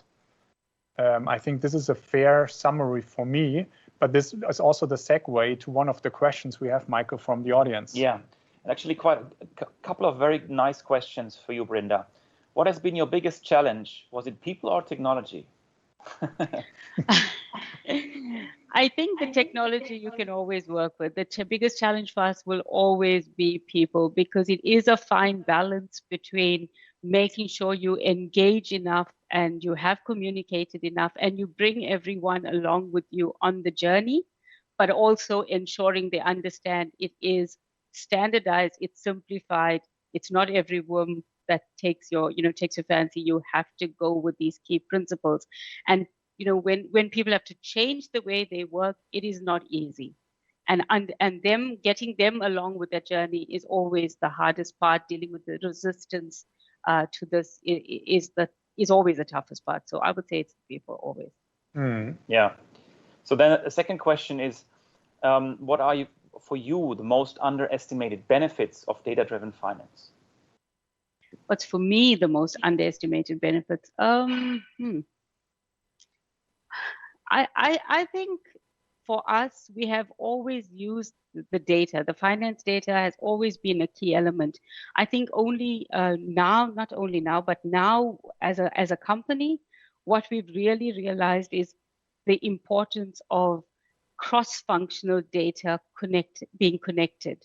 And really leveraging the fact that you need to have reliable data available to you in a way that you can use quickly, but on its own, each element never gives you as much as if you connect it. And for me, connecting all of the data gives you more than the sum of the parts. And I think when we look at from a supply chain perspective, when you want to steer the business, I think that connected data is absolutely critical and can really propel you to the forward, really put you ahead of the game in terms of all your competitors. Reimagine connected data finance. Yes. So I think that's interesting. There's another question which is quite interesting as well. It's about, can you elaborate why the cloud is necessary for this transformation? So we've actually had to face the same question. That's interesting, because that has been exactly the reason, because obviously going to cloud is an investment. So we have been asked a number of times, why wouldn't you simply just continue on the current journey and get the same benefits? And what we have realized is, to be honest, you could potentially do this without the cloud, but you really need a very, very disciplined organization. And when you have a company the size of ours, it is not as simple to get that level of discipline that you require. We have tried it. We've been on this 5 to 6 year journey. As you can tell, we've made huge progress, but any change from now on will be incremental. People are used to doing things the way they've always done it. We have global standard processes, but we do find deviations creep in because we always talk end to end. You cannot control all elements of it. And because you have statutory and regulatory requirements as well, we have been forced to customize on the on-premise solution, which in the cloud we have been promised, and it does seem to be the case so far. Those statutory and regulatory requirements are met. So if they are met in the technology already, then we do not need to customize, and so we move away from the deviations that occur at a country level at the moment with the cloud. Thank you. That was really insightful and helpful. So I think with this, we are at the end of the session. We have even one more question we can take, Michael. One more, okay. So, Brenda, how did you come up with the program naming Reimagine? And the second part of the question, how do you communicate change within DHL, especially when organizational changes are pretty drastic, as you explained to us just now? So the Reimagine was because we said we are going to relook at how we would deliver finance in the future. So it's reimagining the way finance, and to be honest, IT as well, because we have an IT team that supports us and we've worked very closely with them. So it's about reimagining how finance and IT will deliver services in the future. And when we started, we didn't know what the answer would be. And it is a period of discovery, hence our pilot is discovery. But that's where the Reimagine came out. In terms of the delivering the message, as I said, the main thing for us is really setting aside the time and making the investment to understand that you cannot do this by the way. And it's not just communication, it's a whole change management team. So we do have a dedicated team. I have to say the support is absolutely critical, starting from my boss, Dji Franz, who's the CFO. It has to be led from the top, first of all, and you have to have the support and the backing. And he sees the importance of organizational change management. And by having his support, having a dedicated team, we then set out to come up with an engagement plan, various elements of how will we communicate with the business and with the finance team, how will we engage with them, which levels do we have, what do we need to do at the various levels. If we are, for argument's sake, addressing the senior finance team, what do we do there? Is it a simple matter of a senior finance team meeting and then you just sort of go into an open discussion, make sure they understand before you go any further? When you go down to the lower levels, it's understanding what's the challenges and the change that they will experience. So it's really adopting and adapting that message and that all the way across the organization, and understand it's not a one size fits all, nor is it a one way fits all. It's really taking a lot of time and putting yourself in the shoes of various levels of the organization. And while I talk about it quite well, I must be honest, I am not the change management expert. So I do have a team around me and they are critical to the whole success of this program. Thank you so much. Thanks, Brenda. So that was really helpful, and really a big thank you to you and your team for sharing this with us, and greetings to Down Under. Thank you very much. Also from my Thanks, side. Michael. Also from my side, Brenda, thank you so much. Very exciting journey. I really especially like the focus on people, because at the end it's all about people, and definitely a success journey you can be proud of. Thank you so much, Brenda. Also from my side, greetings to Down Under. Thank you, and thanks for having me. And Our pleasure. And now we go to Spain. Now we go to Spain and go over to Javier. And actually, before we hand it over to you, Javier, let's start I love the video about Siemens Gamesa. And a big thank you, by the way, to our production, Jan, who works in the background and shows everything works really smoothly. Great job. But with that, let's play the video. Thank you.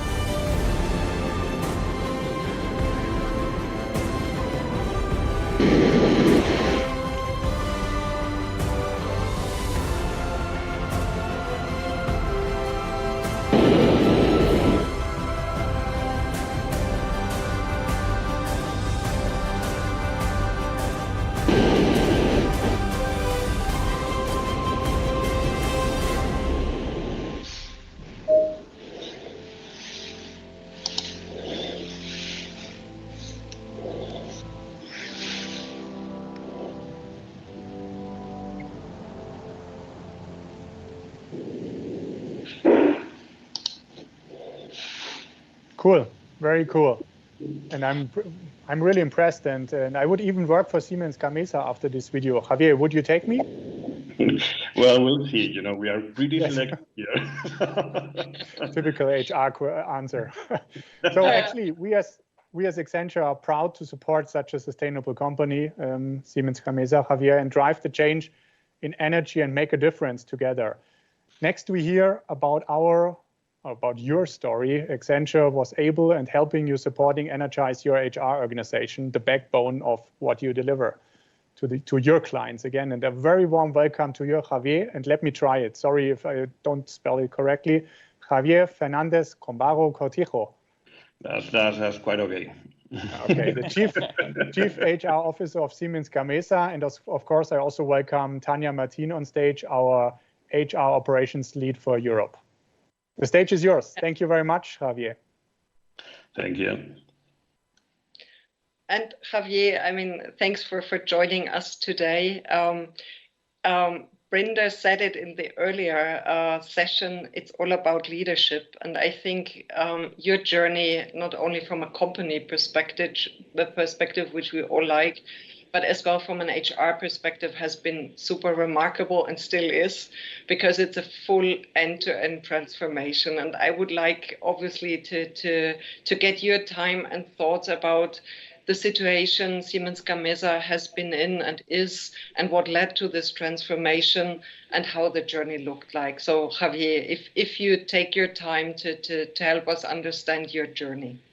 I will try my best, Tanya, and thank you guys for inviting me here. Right, I think it is also a pleasure to spend some time to reflect on what we have done, where we are today. You know, what were the reasons to do this? And I want to stress why we are doing this, because it is critical that we are super convinced before we start, you know, a full transformation process. You know, there is good reasons for it, but it is a bumpy journey. It takes time and it takes, you know, big commitment, and it really it has to be well supported throughout the organization. In this case, you know, I personally believe that, you know, we had no option. You know, Siemens Gamesa is the result of a merge of two companies. You know, legacy companies were Siemens Wind Power. You probably all know that. You know, it is. You know, it was a division of the Siemens AG group, and Gamesa, which was a Spanish-based company, and the result of it was a merge of a company called Siemens Gamesa, company completely separate to Siemens AG Group, still, with a big participation of Siemens, but, a separate listed company in the Spanish stock market. What we found, or what I found, is first that, 65% of my employees, when I joined, and I joined 8 months after the merge, that was 2017, were still served by the own shared service centers of Siemens AG. The rest of the organization, the legacy Gamesa, had their own services one place to another. Okay, so the first thing, or the first need I had, was to replace, and create our standalone solution to replace Siemens AG. So that's pretty unique for us, right? And we obviously didn't have our own organization here, so we decided, it doesn't make sense to build our organization. Let's go and find the right partners out there. We found them, I think with both Niyamo and that for payroll and other, payroll services, and Accenture.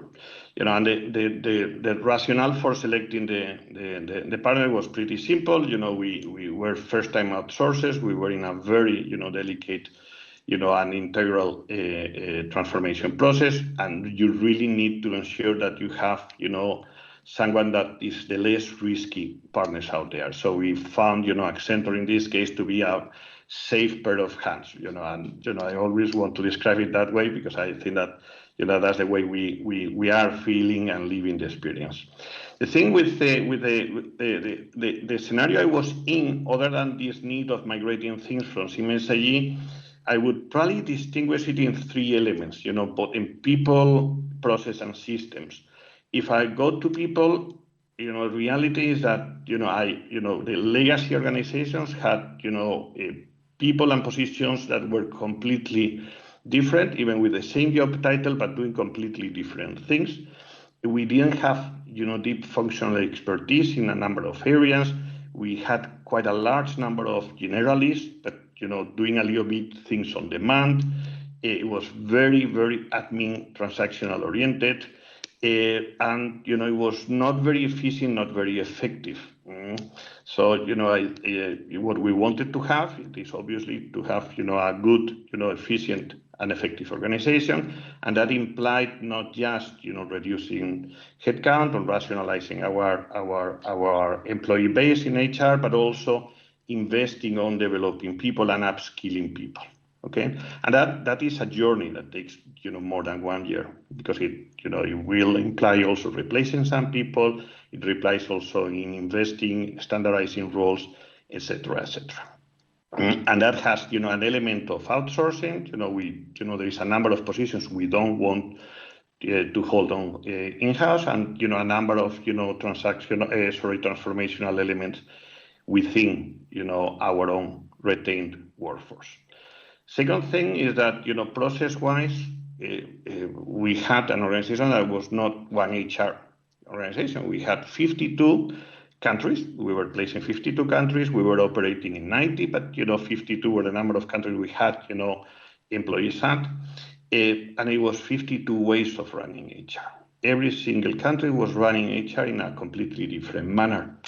And that goes from process to even, how we come across into recruitment process. The candidate experience or employee experience was massively different one place to another. So if you were hired in Germany or in China, the experience that you were getting is that you are getting employed by a completely different organization.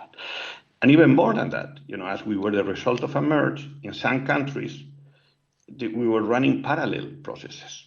So the experience, if you were hired by one or the other, it was completely all over the place. So what we try to do, obviously, is try to standardize, simplify with the way we work, try to bring, a common candidate, employee, manager experience, so we can all feel that we're working in the same country. On top of it, it was not possible even to measure if we were doing well or bad. We were basically working on demand. We had no KPIs, no measures, no metrics in place. And this is something that we desperately need to change, to transform the way we work, so we can also measure what we are doing good, what we are doing bad, how we can help the organization moving faster, and have a bigger impact on the rest of the organization. On top of it, there were just a massive nightmare of different legacy applications. Things were not very intuitive. As I said before, if you were moving from one country to another, you had to learn different systems. We went for a single system. We're working on Workday, and we are trying to make every single thing as intuitive as we can, and we're trying to create the concept of one-stop shop. So it is making things easier for our employees. It's also, relying a lot on self-service. It's also relying a lot on digitalization. So that's at a glance, the reason why we had to transform, and what we were aiming for. If we move, a little bit into the next slide, and I don't like doing plenty of slides, so we can get a little bit more of a Tanya, if you don't mind. Yes, and I think what the audience might be most interested, Javier, so while you gave an outlook, and as you said, you had no choice, Javier, right? So you had to do a very radical transformation. Might be good to understand where you are in your journey, because we are, if you will, in the middle of it, and get your sense of a little bit the solution as you described it already, and the journey roadmap for you. Yeah, the journey, at a glance, and probably starts even earlier than it says here, right? I mean, the first thing I found out is that, once we had the need of doing something, we obviously had to build a business case. Then you have to build your own team. Then you have to go through an RFP process. You have to select the right vendors. We signed contract, we started the knowledge transfer. You do all these things in terms of, but you have to plan these things well in advance. I mean, we're talking about a 3 to 5 year journey, right? We're now in the process that we have migrated almost every single process and all the processes into Accenture, and it covers all administration processes, and on the other hand, we are running time and attendance. We're also running payroll, and we are also running payroll administration. That is being held, with Niyam, as I said before, and that is also in the middle of the transformation. Migrating payroll takes always plenty of time, and there is no risk possible on that process. So you have to be 99% absolutely accurate before you move forward. Please, if you have a doubt about payroll, please take it slowly, and please do it calmly, because that's absolutely critical. But payroll will be also an enabler to ensure that the data quality and the access to data is really consistent and really solid. In the meantime, we were able to migrate much easier and much faster processes into Accenture. So we were able to drive part of the organization, and to be supported by Accenture. Obviously, there is a learning curve from both sides. We have to get used to work with an external partner that we were not used to before. We have to work as a team into that process, and we also have to integrate, the different, stakeholders that we have into the way we are running HR. Where we are right now, we are, really focused on transitioning in these next 6 months the rest of the payroll processes that are still pending, and we hope to finalize at least the first stage of the journey by September 2021, which is end of our fiscal year. And we have a hard deadline, now, because we really need a standalone solution. We cannot have Siemens AG helping us or supporting us anymore. And it's the final race, Javier, absolutely, right? So as it is a hard stop towards September, October this year, so we have to migrate. Talking a little bit about the solution we jointly built, and I liked a few themes as well, Javier, that you already made before. It is really not only about us or the service we provide. It really needs to fit for purpose, and we have used the theme jointly together as a house. so that we have different components and it need to go hand in hand. As you rightly said, it's a three-party engagement that we have together with our colleagues driving the payroll and Siemens Gamesa. We have built the service out in a different region type of approach to build on languages, which is always crucial in HR, so that employees and the employee service can be conducted in the languages that are required. And underlying as well, you touched on your digitalization roadmap, because there has been in parallel a large transformation towards Workday. So that was one of the other components.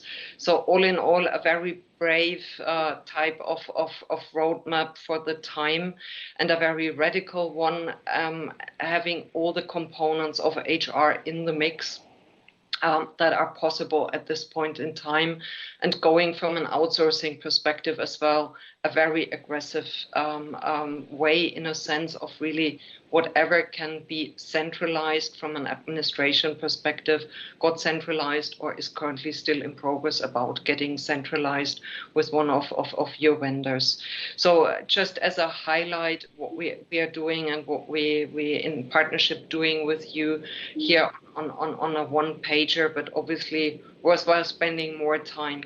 But as I don't want to drain that, I'm moving on, Javier, because we want to hear more about you and obviously the next steps and your lessons learned, because I think this is what is most favorable, obviously, for this audience. So if you could help us on what have you learned over the past 1.5 or 2 years that we are jointly in this journey now, and as well, what are the next activities for you? No, I think that, I mean, the main thing you always have to consider here is that you need to be extremely clear on why you are doing this. Once you are clear on why you are doing this, you also have to prepare for a very bumpy journey. I mean, it is all about change. It is all driving change. And if you really want to go deep, you really have to reorganize and do things completely different to the ways you were doing before. And that will have, tons of, resistance within, but also outside the HR organization. So getting, ready for driving change and change management, I think is a core part of it. Obviously, there's a process, a system, selecting partners, all that is super important. But it's, we cannot forget that it's all about driving change, and it is, something about being consistent, persisting, and insisting. It is a long-term journey, and you have to take it that way, right? The other thing that I probably mentioned before is that with payroll, don't be super aggressive, because it is a very sensitive process that can derail the way you are perceived, within the organization, and it may have a really strong impact on your people. And the last thing probably is that I'm moving forward is that we never forget why we are embarked on this one, right? So you aim for the best, to simplify the way you work, to be more effective and more efficient. So you set yourself difficult targets, and you keep fighting for them. There is no shortcuts. Sorry if I'm painting, a little bit of a difficult, bumpy journey, but it is a bumpy journey. But, hopefully it pays off, right? Yeah, and I think we are seeing the first signs of paying off as well from client feedback. And what you said as well earlier, I think one of the big benefits we already see is that the set of data and how we are using jointly data together is very different, so that we can react on the data that we are collecting and drawing the right conclusions out. Yeah. So I've asked you from your overall type of observation, but what might have surprised you most, Javier? I know you had already transformations earlier, right? So it's not the first time you are in a lead role doing transformation, and we are profiting from your experience here as well. But have you encountered any surprises during this journey? Well, I mean, I don't know if surprises, I think that I promised the first time I was running transformation, I promised myself not to do payroll back again, and I was doing it. So that was the first surprise for me that, I was back doing the same thing. But it also has, a reason for it, and that's also connects to data. The second, I don't know if it is a surprise that you will get resistance in the organization, especially for the even from the HR population.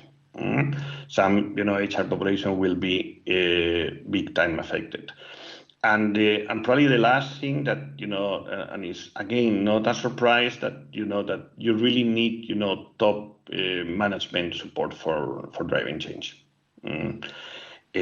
But again, I don't think any of that comes across as a surprise. I think that every single thing that we are finding is what we were predicting, what we were discussing before we started the journey. I don't think that there was plenty of surprises. It was just bumps that somehow they were expected. I think it's going quite smooth, to be honest, Tanya, and probably because it's my second one that I was kind of ready for it. Your team might feel occasionally different, but I would agree that it has been as planned, honestly. Yes. It is. I think don't also, I mean, my piece of advice is do not take risk on the things that are really critical. I mean, just get a good team around you. Make sure that the whoever is the external support that you need, it is solid people. You're getting the right people to support you. It is the 8 teams, getting there, because you really need good people when you're driving change. Agree. Couldn't agree more. Just asking René, over to you. Do we have any question coming from the audience? René is Andre. Okay. Thank you, Martina. Thanks, Tanya. No, yes, René a little bit too much these days. Sorry, Andre. No worries, Tanya. No worries. Yes, we do have. Javier, thank you very much for the good insights. And actually, a personal question from me. What was the trigger to start this journey? It's a bumpy one. You have the experience. It's definitely not an easy journey. But what was your really initial trigger to start it? Well, the initial one, as I said, I didn't have an option because I really need to in-source. I couldn't rely more on the Siemens AG support. Okay, so there was a platform, an initial platform for it. But the second one is that we wanted to build one SGRE, one Siemens Gamesa company, and we had 52 ways of doing things in HR. So that was one of the main drivers. I mean, there is others, financially, service-wise, but the main one is that we wanted to have a single company, not 52 times 2. Mm-hmm. Very, very, very interesting point. And do you see you are on the right way to achieve this one single company? Well, absolutely. I think that, I mean, and you see that, just in small things, it's not the small things, we are doing with Accenture also running the recruitment process, we are doing it exactly the same way. So the candidate experience and the manager experience is exactly the same thing. And that's a super big improvement, and we have been increased, our attractiveness to the market, in a significant way. And also I mean, it is a big change, when you touch, recruitment, but I think also the manager experience has increased significantly. And one of the things personally for me as a CHRO is the amount of quality data that I can bring into my executive committees. A big difference. We have real good, consistent data that will help us taking the right decisions for a business. Like this. So it's not just an HR journey. I mean, I think it is, something that the company needs. Yeah, that's a good point. It's not only an HR journey; it's on the back of the business, Javier. Absolutely. And next to creating this one company, Javier, what are other additional benefits you foresee on your journey, which are hopefully coming? What I do see that is, honestly, one of the things that, we are facing, we're a growth company. You know, and you know, our roots are mostly European. So getting a globalized, you know, organization. I mean, all renewable industry is growing else, you know, in every single country, and we are becoming global. And we need also global tools. We also need scalability from our solutions, from our providers. So we need to be able to scale up or scale down as needed.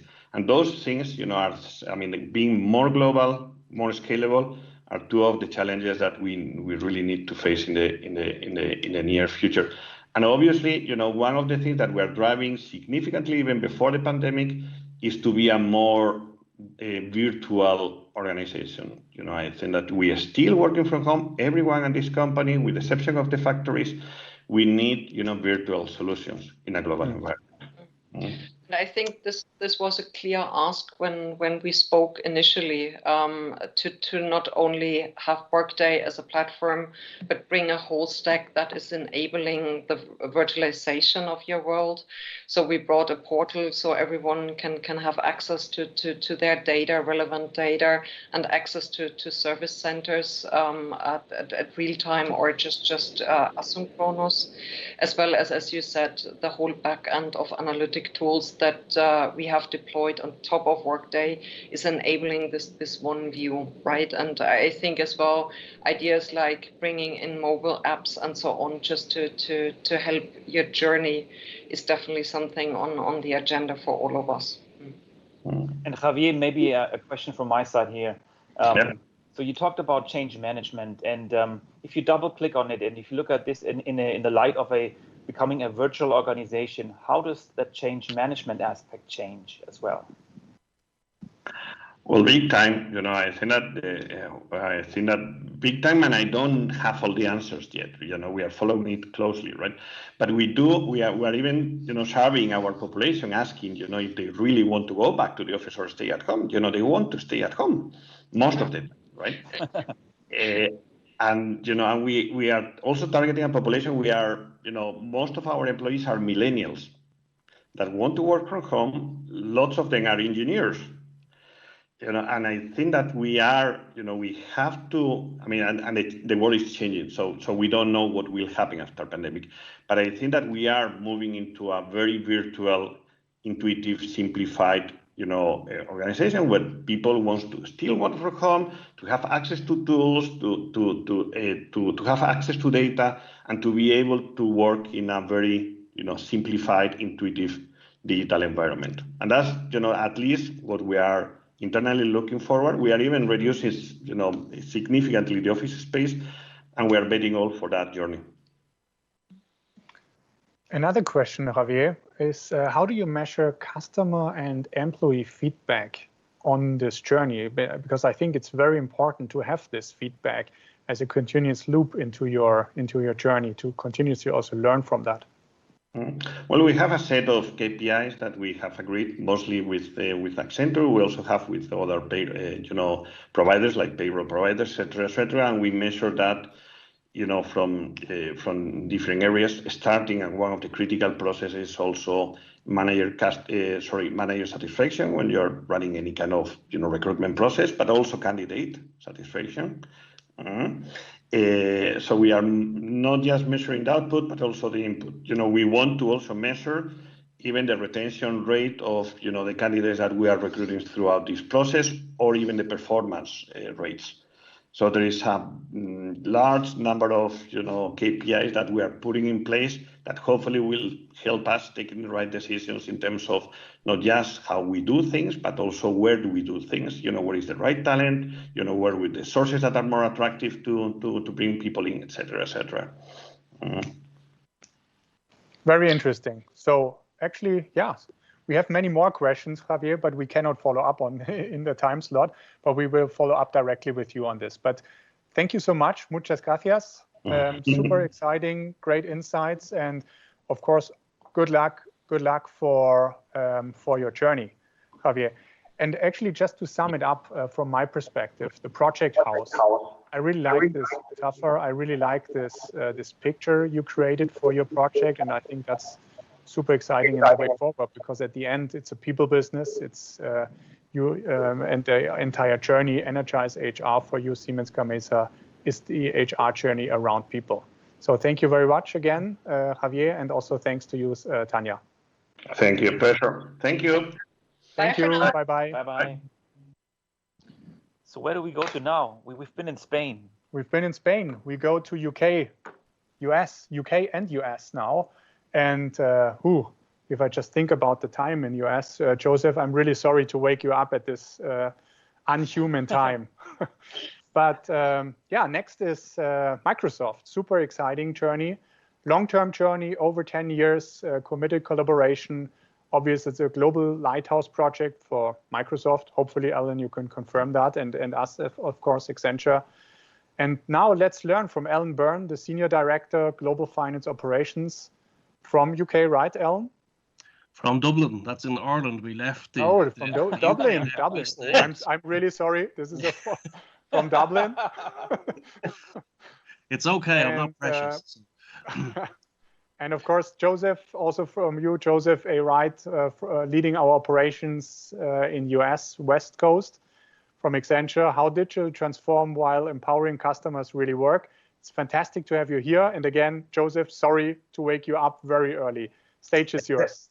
It's my pleasure, Andre. And just so everybody knows, Alan and I didn't agree in advance to wear blue sweater, blue shirt, and glasses. It just we're just very simpatico as client and person. So good morning, everybody, and good evening from Seattle.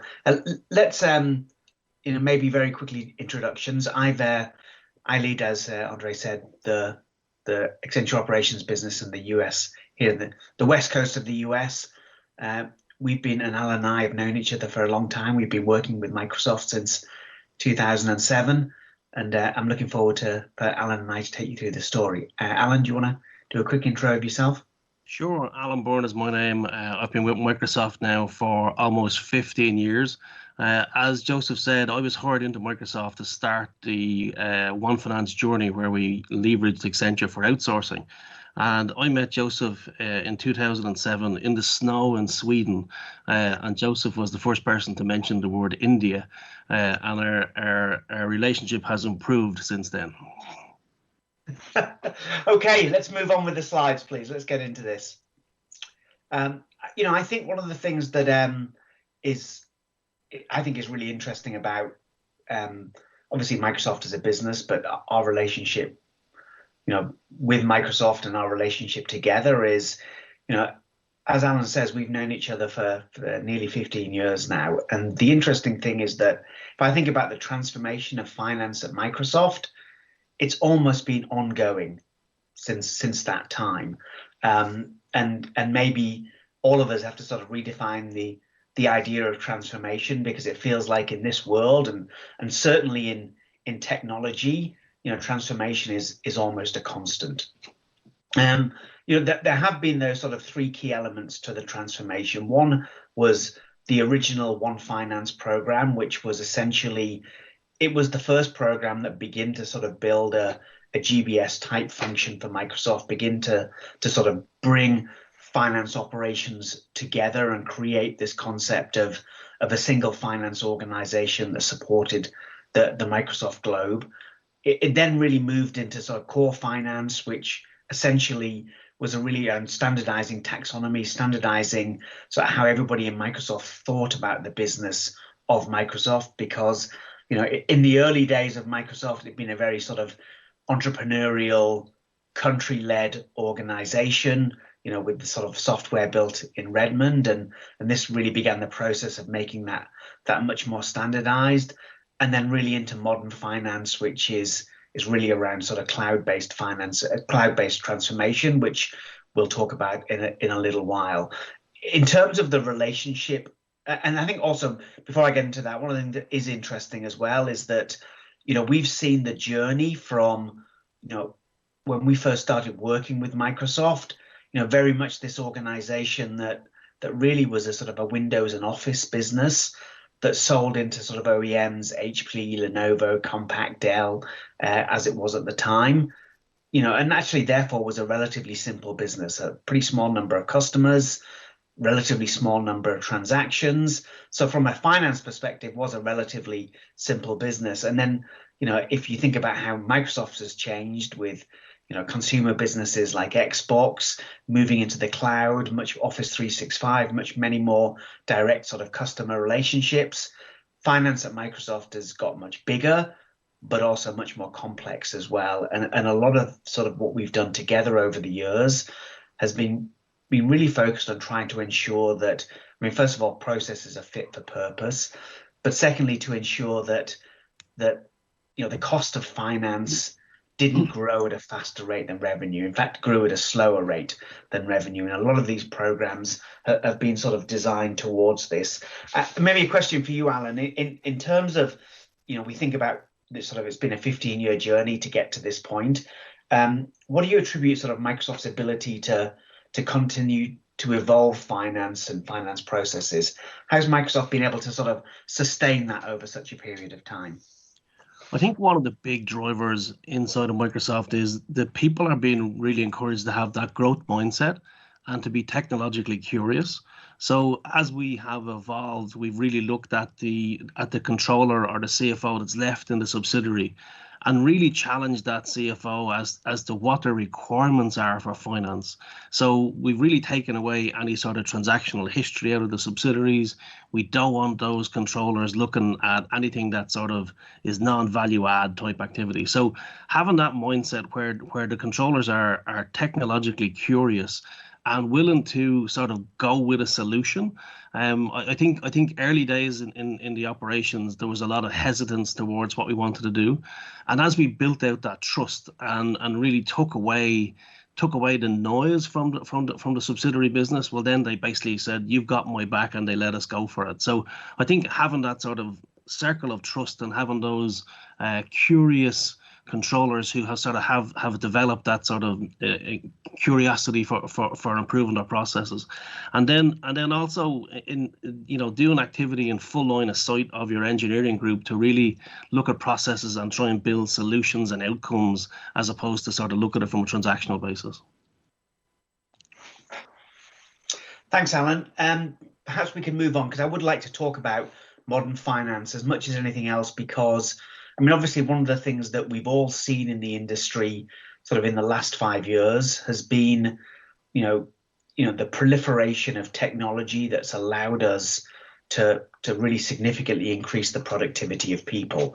If I think about sort of how, Accenture and Microsoft have worked together, we've had this interesting situation because of the nature of Microsoft as an organization, whereby, some of the tools, around RPA, AI, ML, we've brought to the work that we do with Microsoft. Some of the tools we've actually developed together. And actually some of the tools, really are tools that Microsoft themselves have developed in the course of their own sort of Power Platform and what they've done in terms of building applications that essentially, from a finance perspective or multiple business processes, can really enhance the productivity of individuals.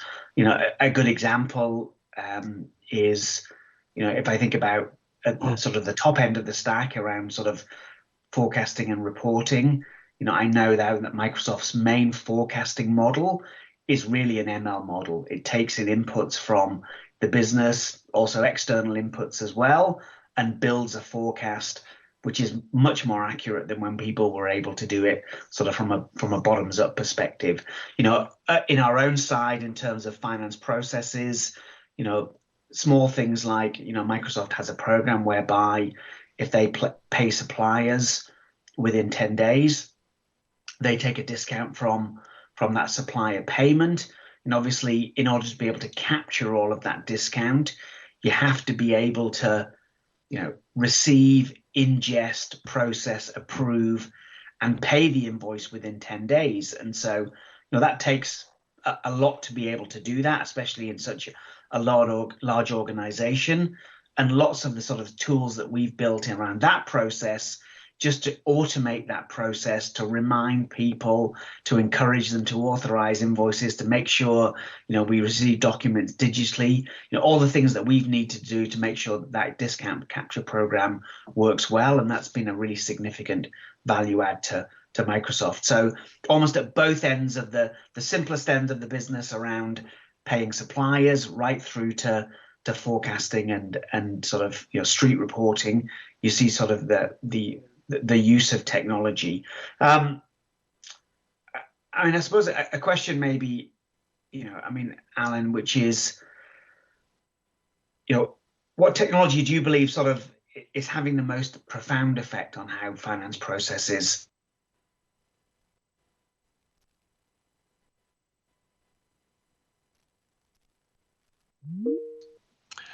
I think as you mentioned, the discount capture program, it's great to have a program with Accenture that generates more income than the cost of the entire program. So thank you for that.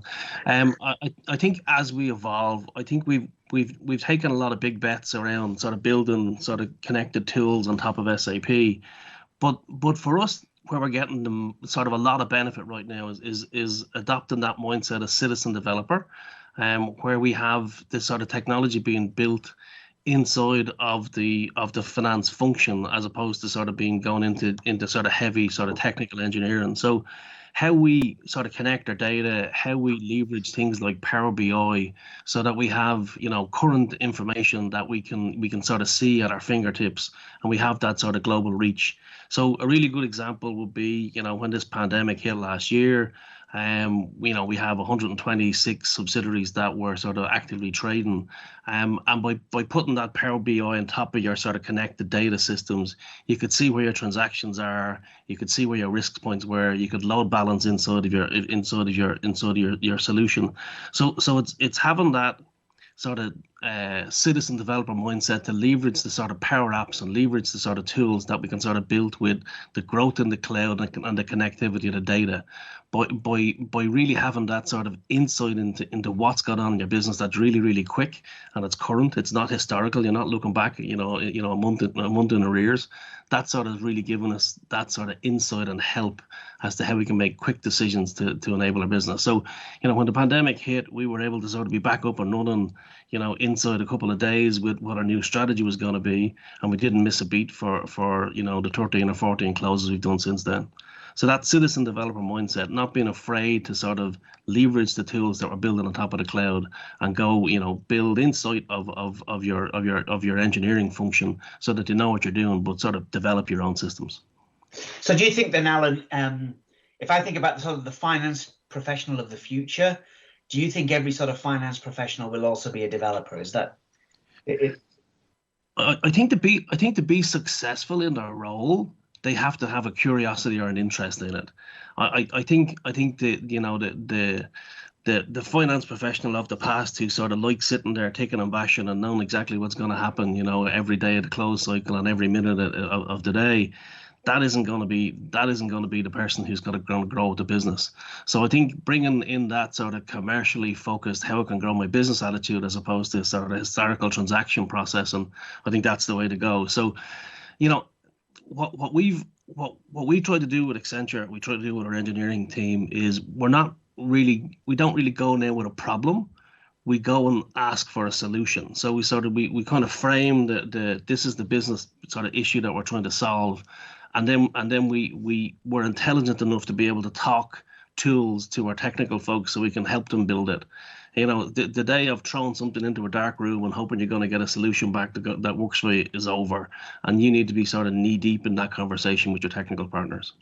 Which means, therefore, presumably, you have to really understand that technology as well to be able to do that. Yes. Absolutely. So going back to the first iteration, it's having that curiosity as to how your books are developed and having that trust that they've got that holistic end-to-end control. Interesting. Thank you, Alan. And I think we would share the same point of view, which is, if I think about sort of Accenture's, finance operations business now, the proliferation within our organization of some people who are dedicated to building sort of technology solutions, data scientists, all of the things that you would expect. But, we also see it in our workforce whereby, even at the most junior levels, people are very, very, especially those people coming out of college, they're very digitally fluent. and they want to build applications. And so, they want, as you say, this citizen developer mindset. They also want to have products like Power Platform so that they can take advantage of technology in order to be able to effectively do their job more effective. Which is interesting. As I look at the org that I have today, so we've just gone through a reorg, and we have 5 people now across the globe in different locations that have come out of that sort of governance or service delivery type role, and we've basically built what we call a center of innovation, which is we're growing those 5 individuals, and 3 of them are going off back to school to become data scientists. So they're out there learning Python, and they're out there learning all those sort of technical solutions, so that we can leverage the power of what we have, and then try and drive some of those decisions up front to do that root cause analysis. Because, I think a controller needs to be able to consume data and needs to be very, very quickly able to decipher what's actually going to give them value and what's just ether stuff. So we're building that sort of data science or technical solution inside of the solution that we have for finance. And for a long time that was IT sort of sitting in a dark room that you'd never sort of have an interaction with. And now the people are sitting at the end of your desk. Interesting.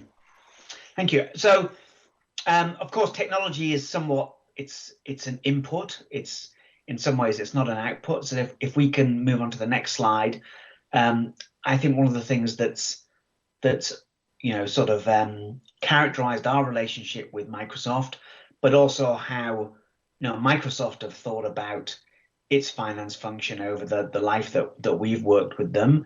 It has been that it's been all about outcomes. And I think those outcomes of as I said earlier, cost has been very important. Building a set of finance processes that essentially can grow and can scale at a rate that is slower than the rate of the revenue growth of Microsoft, especially as that business becomes more complex, has been really important. And in all of our sort of contracts with Microsoft, as we've renewed and as new technologies have become available and new ways to think about processes and new way to address processes, we've looked to sort of make changes in cost, throughout each one of those sort of natural renewals.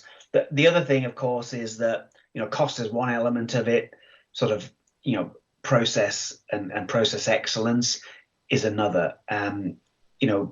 The scale of what we do and the scale of what we do together obviously is very, very significant from a collections perspective.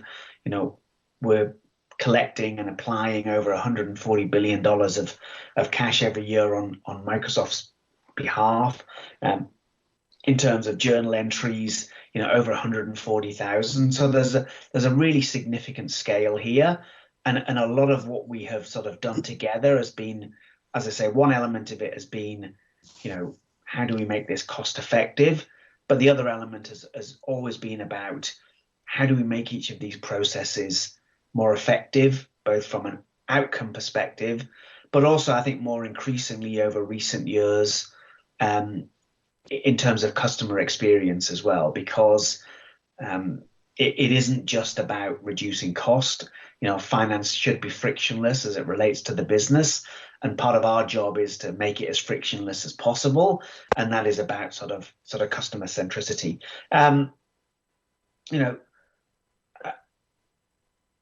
I suppose, maybe a question again, Alan, which is, how would sort of Amy Hood and the CFO of Microsoft, and how would Microsoft think about, and how would you measure success as it relates to sort of the outcomes that you would expect from finance and finance processes?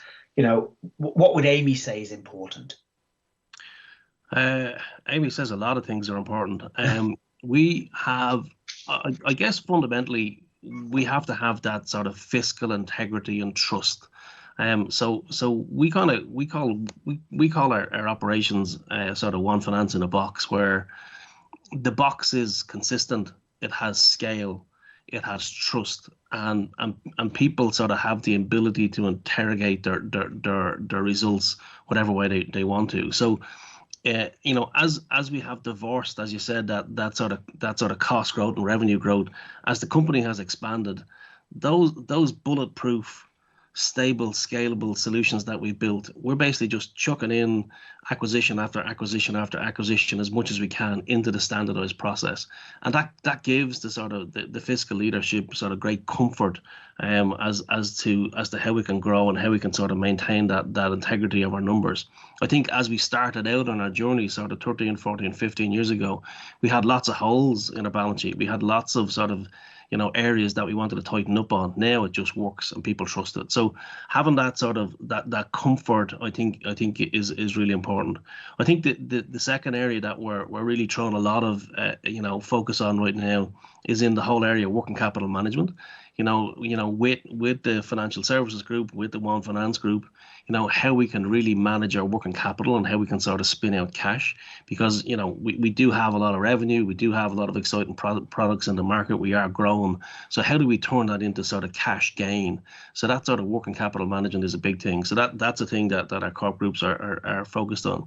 And then lastly, I think, you know, modern finance as we see it is a showcase opportunity. So as we go out and talk to a customer, we're trying to grow our financial sort of muscle, so that when we talk to a customer, that our CFOs in the groups or the divisions are talking to the customer CFOs and groups in their divisions.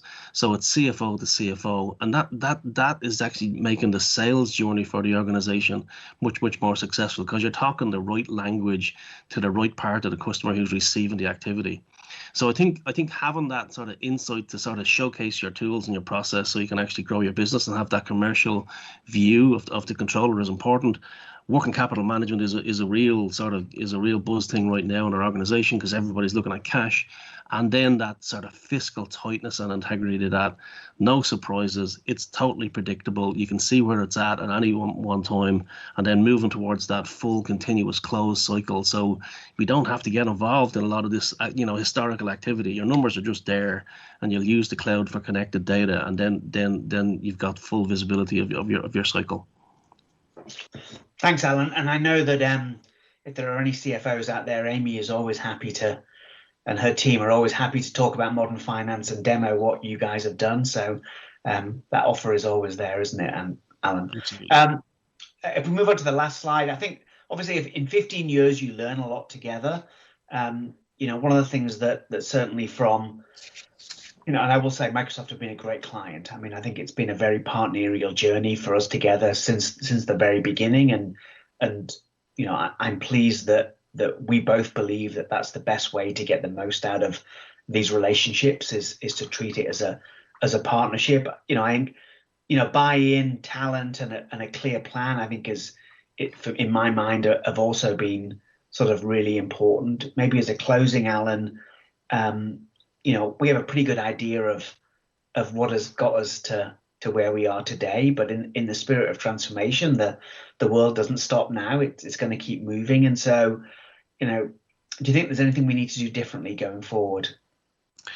I think it's very hard for a third party or a BPO partner to really have full access to data. So I think it's the consumption, the visibility, and the transparency of the data to bring it outside of the company's ERP system or the company's data lakes. So I think building that trust with our sort of our engineering and IT sort of governance board as to how we allow partners into our ecosystem to basically help support us on the development of some solutions for that data.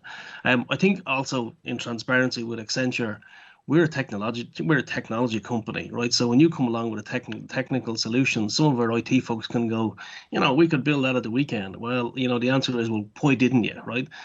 So you know, so it's kind of it's again, it's a trust thing as to how do we bring forward solutions, leveraging our partners that we just don't have the capacity right now to sort of build, because we're out there trying to grow cloud and sort of do other things that sort of is our core. So it's kind of, it's trust, and it's connected data, and it's really sort of, it's really helping us figure out, now that we have all this information, what do we do with it, right? And how do we really make it relevant for that sort of decision-making process? I think, historically, there was a lot of noise in our cycle at the start. That's all gone. Nobody cares about the month-end cycle pretty much anymore from a subsidiary perspective, because you guys just do it. So it's bringing it to the next level. And you mentioned something there a couple of slides ago, probably. We put a brake in front of the business to really insert controls and to really make the business behave. It's now releasing that brake and building in the upfront compliance so that people can get in and out of a system quickly, and they can use the tool set quickly. So I think leveraging our tool set, making it easy to use, consumption of data and trust around data, so that we have that full sort of 360 view as to what we go do with it. I think that for me is sort of the next evolution where we need to go. And then once we have that data, how do we then encourage that citizen developer mindset to sort of build, quick, simple, low code solutions on top of the data stack so we can really get the good value out of it. Fascinating. Thank you, Alan. Really appreciate your time today. Andre, I don't know if we have any questions, but back over to you. Yes, we do have, Joseph, and thank you very much, Alan. Very insightful as well. But before moving to the questions from the audience, Michael, you have a question directly. Yes, I do actually. Hey Alan. Hi. Good to have you on. So I have two questions. Actually, the first one is, what's the next big thing for you in your finance transformation journey? And the second question is, how do you integrate all the acquisitions you do? Because Microsoft is growing like crazy. The acquisition one I'll take first, and that's a question about scale. So if it's a very, very large acquisition, and you're coming from a company that has a very sort of stable footprint and market presence, well, then we are looking at some of those organizations as a standalone unit, and we consolidate it in. So if we take the LinkedIn business as an example, the LinkedIn business has a really good brand identity, and we run that as a separate business, and the CEO of that business reports into our business. But what we have done with Accenture is we've built the exact same sort of finance model in the LinkedIn business as we have in the Microsoft business, so that we have that sort of that simplicity of processes across the two organizations.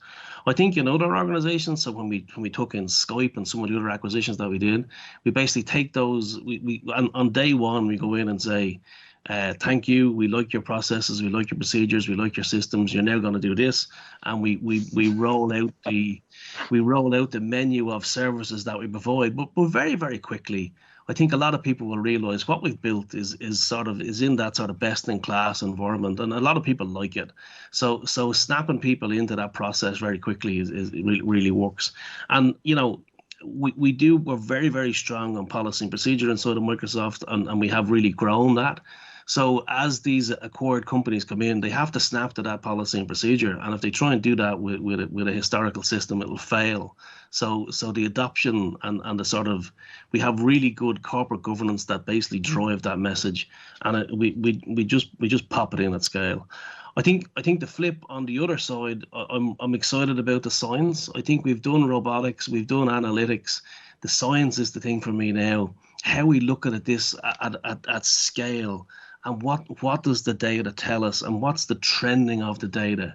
If we really leverage science, we don't have to do a cash flow forecast ever again. It's just there because we sort of build the models in it, right? So how do we do the analysis around, variance analysis and the P&L and balance sheet and that whole FPA, that cycle of analysis? That, we can build routines to leverage that stuff because we get bogged down in day one, day two, day three of close. What's this going to be? What's this transaction? We connected data, leveraging the science, and sort of making sure those sort of routines work. And we got those routines that have integrity from being system to system. Well, then your close is continuous, and you don't need to worry about it. So, how we grow our citizens inside of finance to be smart enough to take on that challenge is going to be a trick, because not everybody is that technologically smart, me included. I just talk, about it quite a lot. but it's encouraging that talent to leverage the data. I think for me is going to be the key thing. That was really helpful. Thank you for providing those answers. And I really think the data is the topic of the future, the new gold. The question is, how reliable is it, and how can I trust the source of information? And I think, maybe your technology guys should create a kind of tracker or checker to actually tick a box that says actually this information is reliable and usable. Yeah, everything gets a badge. Yeah. Absolutely. As everybody evolves to that data lake sort of concept where all your data goes into the lake, it's how do you trust what's in the lake, and how do you make sure that all that connected data is being pulled back out so you have that holistic picture. So data is a nut that everybody's trying to crack. Cool. Thank you, Michael. I think there's time for one more question from the audience, Alan. And how do you stay sharp after so many years, and how do you stay close to innovation and continuous improvement?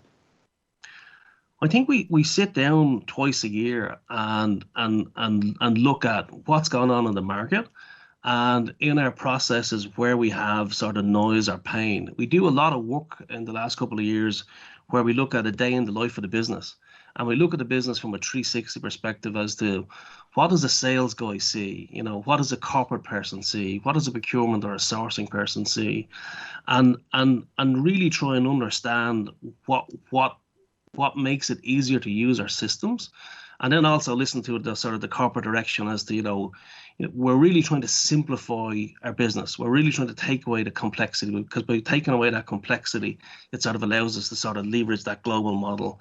So by we would sit listening into those kind of CFO calls and those street calls to really understand what's important going on in the business, to sort of get that sort of political win. And cash, as an example, has been a key one, as we looked at FY21, and we will then take that and say, how can we break that sort of corporate direction into tangible sort of short-term projects? We've also then, in the last 2 years, introduced OKRs. So that sort of measure what matters, that sort of engineering sort of methodology of having those sort of key results that are kind of stretch goals inside of your operations that we manage on a quarterly basis, and having that sort of engineering mentality where you try to bring in that agility to your operations, that just keeps it current, and it keeps everybody's on their toes. And everybody has a manager, right? I've got a new manager, and he loves OKRs, right? So he basically at a quarter says, okay, Alan, what's the 6 things or 7 things key that you're going to deliver in the next quarter? And you got to keep on innovating for that. And Accenture have been a great partner in that space along the way. And I've been really successful in my career because Accenture have been successful in solutioning for Microsoft, and they make me look good, and I'm quite happy to continue that relationship. So it's a win-win situation for both of us. And fundamentally, after the period we've gone through, especially in the last year, we haven't missed a beat in any transaction in any space in how we close our books and how we manage finance. And that's just kudos as to the trust that's in the relationship. I mean, maybe I can add something just to very quickly pile on, Andre. First of all, Alan's way too modest. But secondly, as an outsider looking in, that culture of innovation and that culture of sort of change within Microsoft is really deeply embedded. You can feel it and you can see it, when you work with them. And I think it's trying to sort of replicate that, which is important for companies. And this concept of how you've always done it is a weakness, not a strength. Yeah, actually what people care about and what really matters is how can you do it better in the future. And it's impressive to see and watch. And I think that's a really big part of how do you maintain it over such a long period of time. Absolutely, Joseph and Alan, thank you very much. And right. I really like the point, Alan, you just made, a win-win situation. At the end, it's a real partnership, how you see this journey. So absolutely. My personal takes from your session, which was super exciting. First of all, you are not based in UK, Alan, I know that now.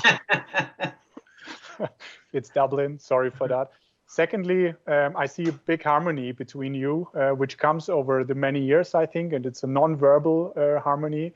The blue theme is really obvious, so that's the second thing. And thirdly, it's great, and I think you can really be proud what you created with your modern finance, how you call it as well. So absolutely amazing journey. Thank you very much, Alan. Thank you, Joseph, also for the night shift for us. Thanks, man. I'm doing a panel session on Thursday, so I'm going back to polo shirts. So, okay. Take care. Bye-bye. Looking forward to see you again on Thursday, Alan. Bye-bye. Bye-bye. So with that, we close the breakout sessions for today, and actually we closed the first day.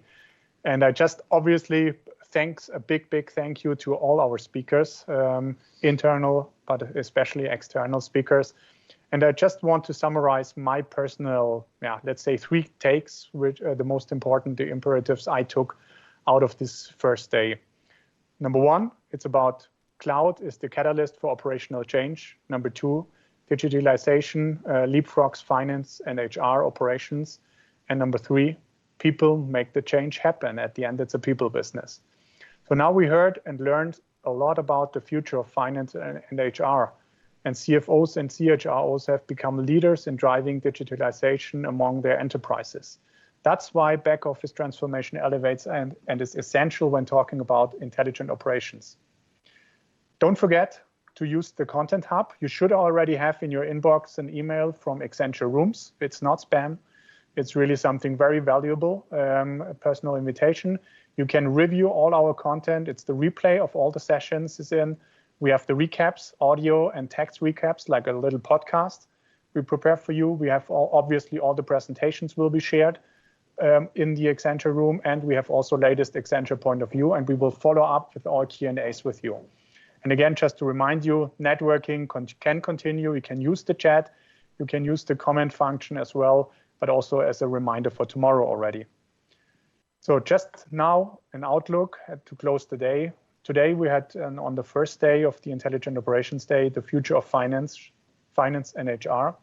So coming from the back office day 1, enterprise functions, moving then to the front office, and obviously with no value behind it. Both is very important, but coming to the front office tomorrow and focusing on the future of marketing operations, where a lot of movement happened over the last couple of years.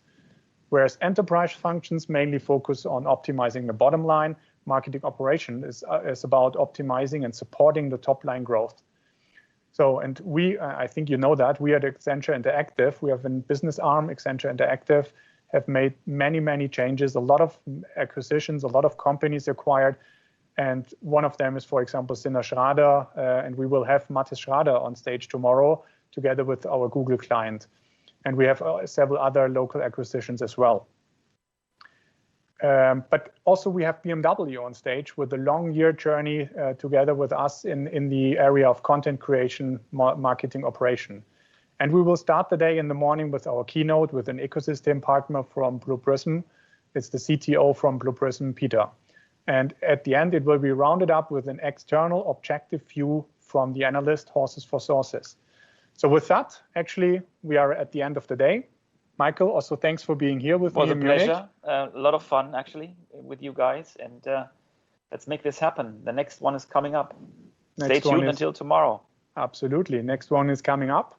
Stay tuned. See you tomorrow. I'm already excited to have you tomorrow for those who are joining. And thanks for joining today. Have a great day and stay safe and be future ready. Thank you.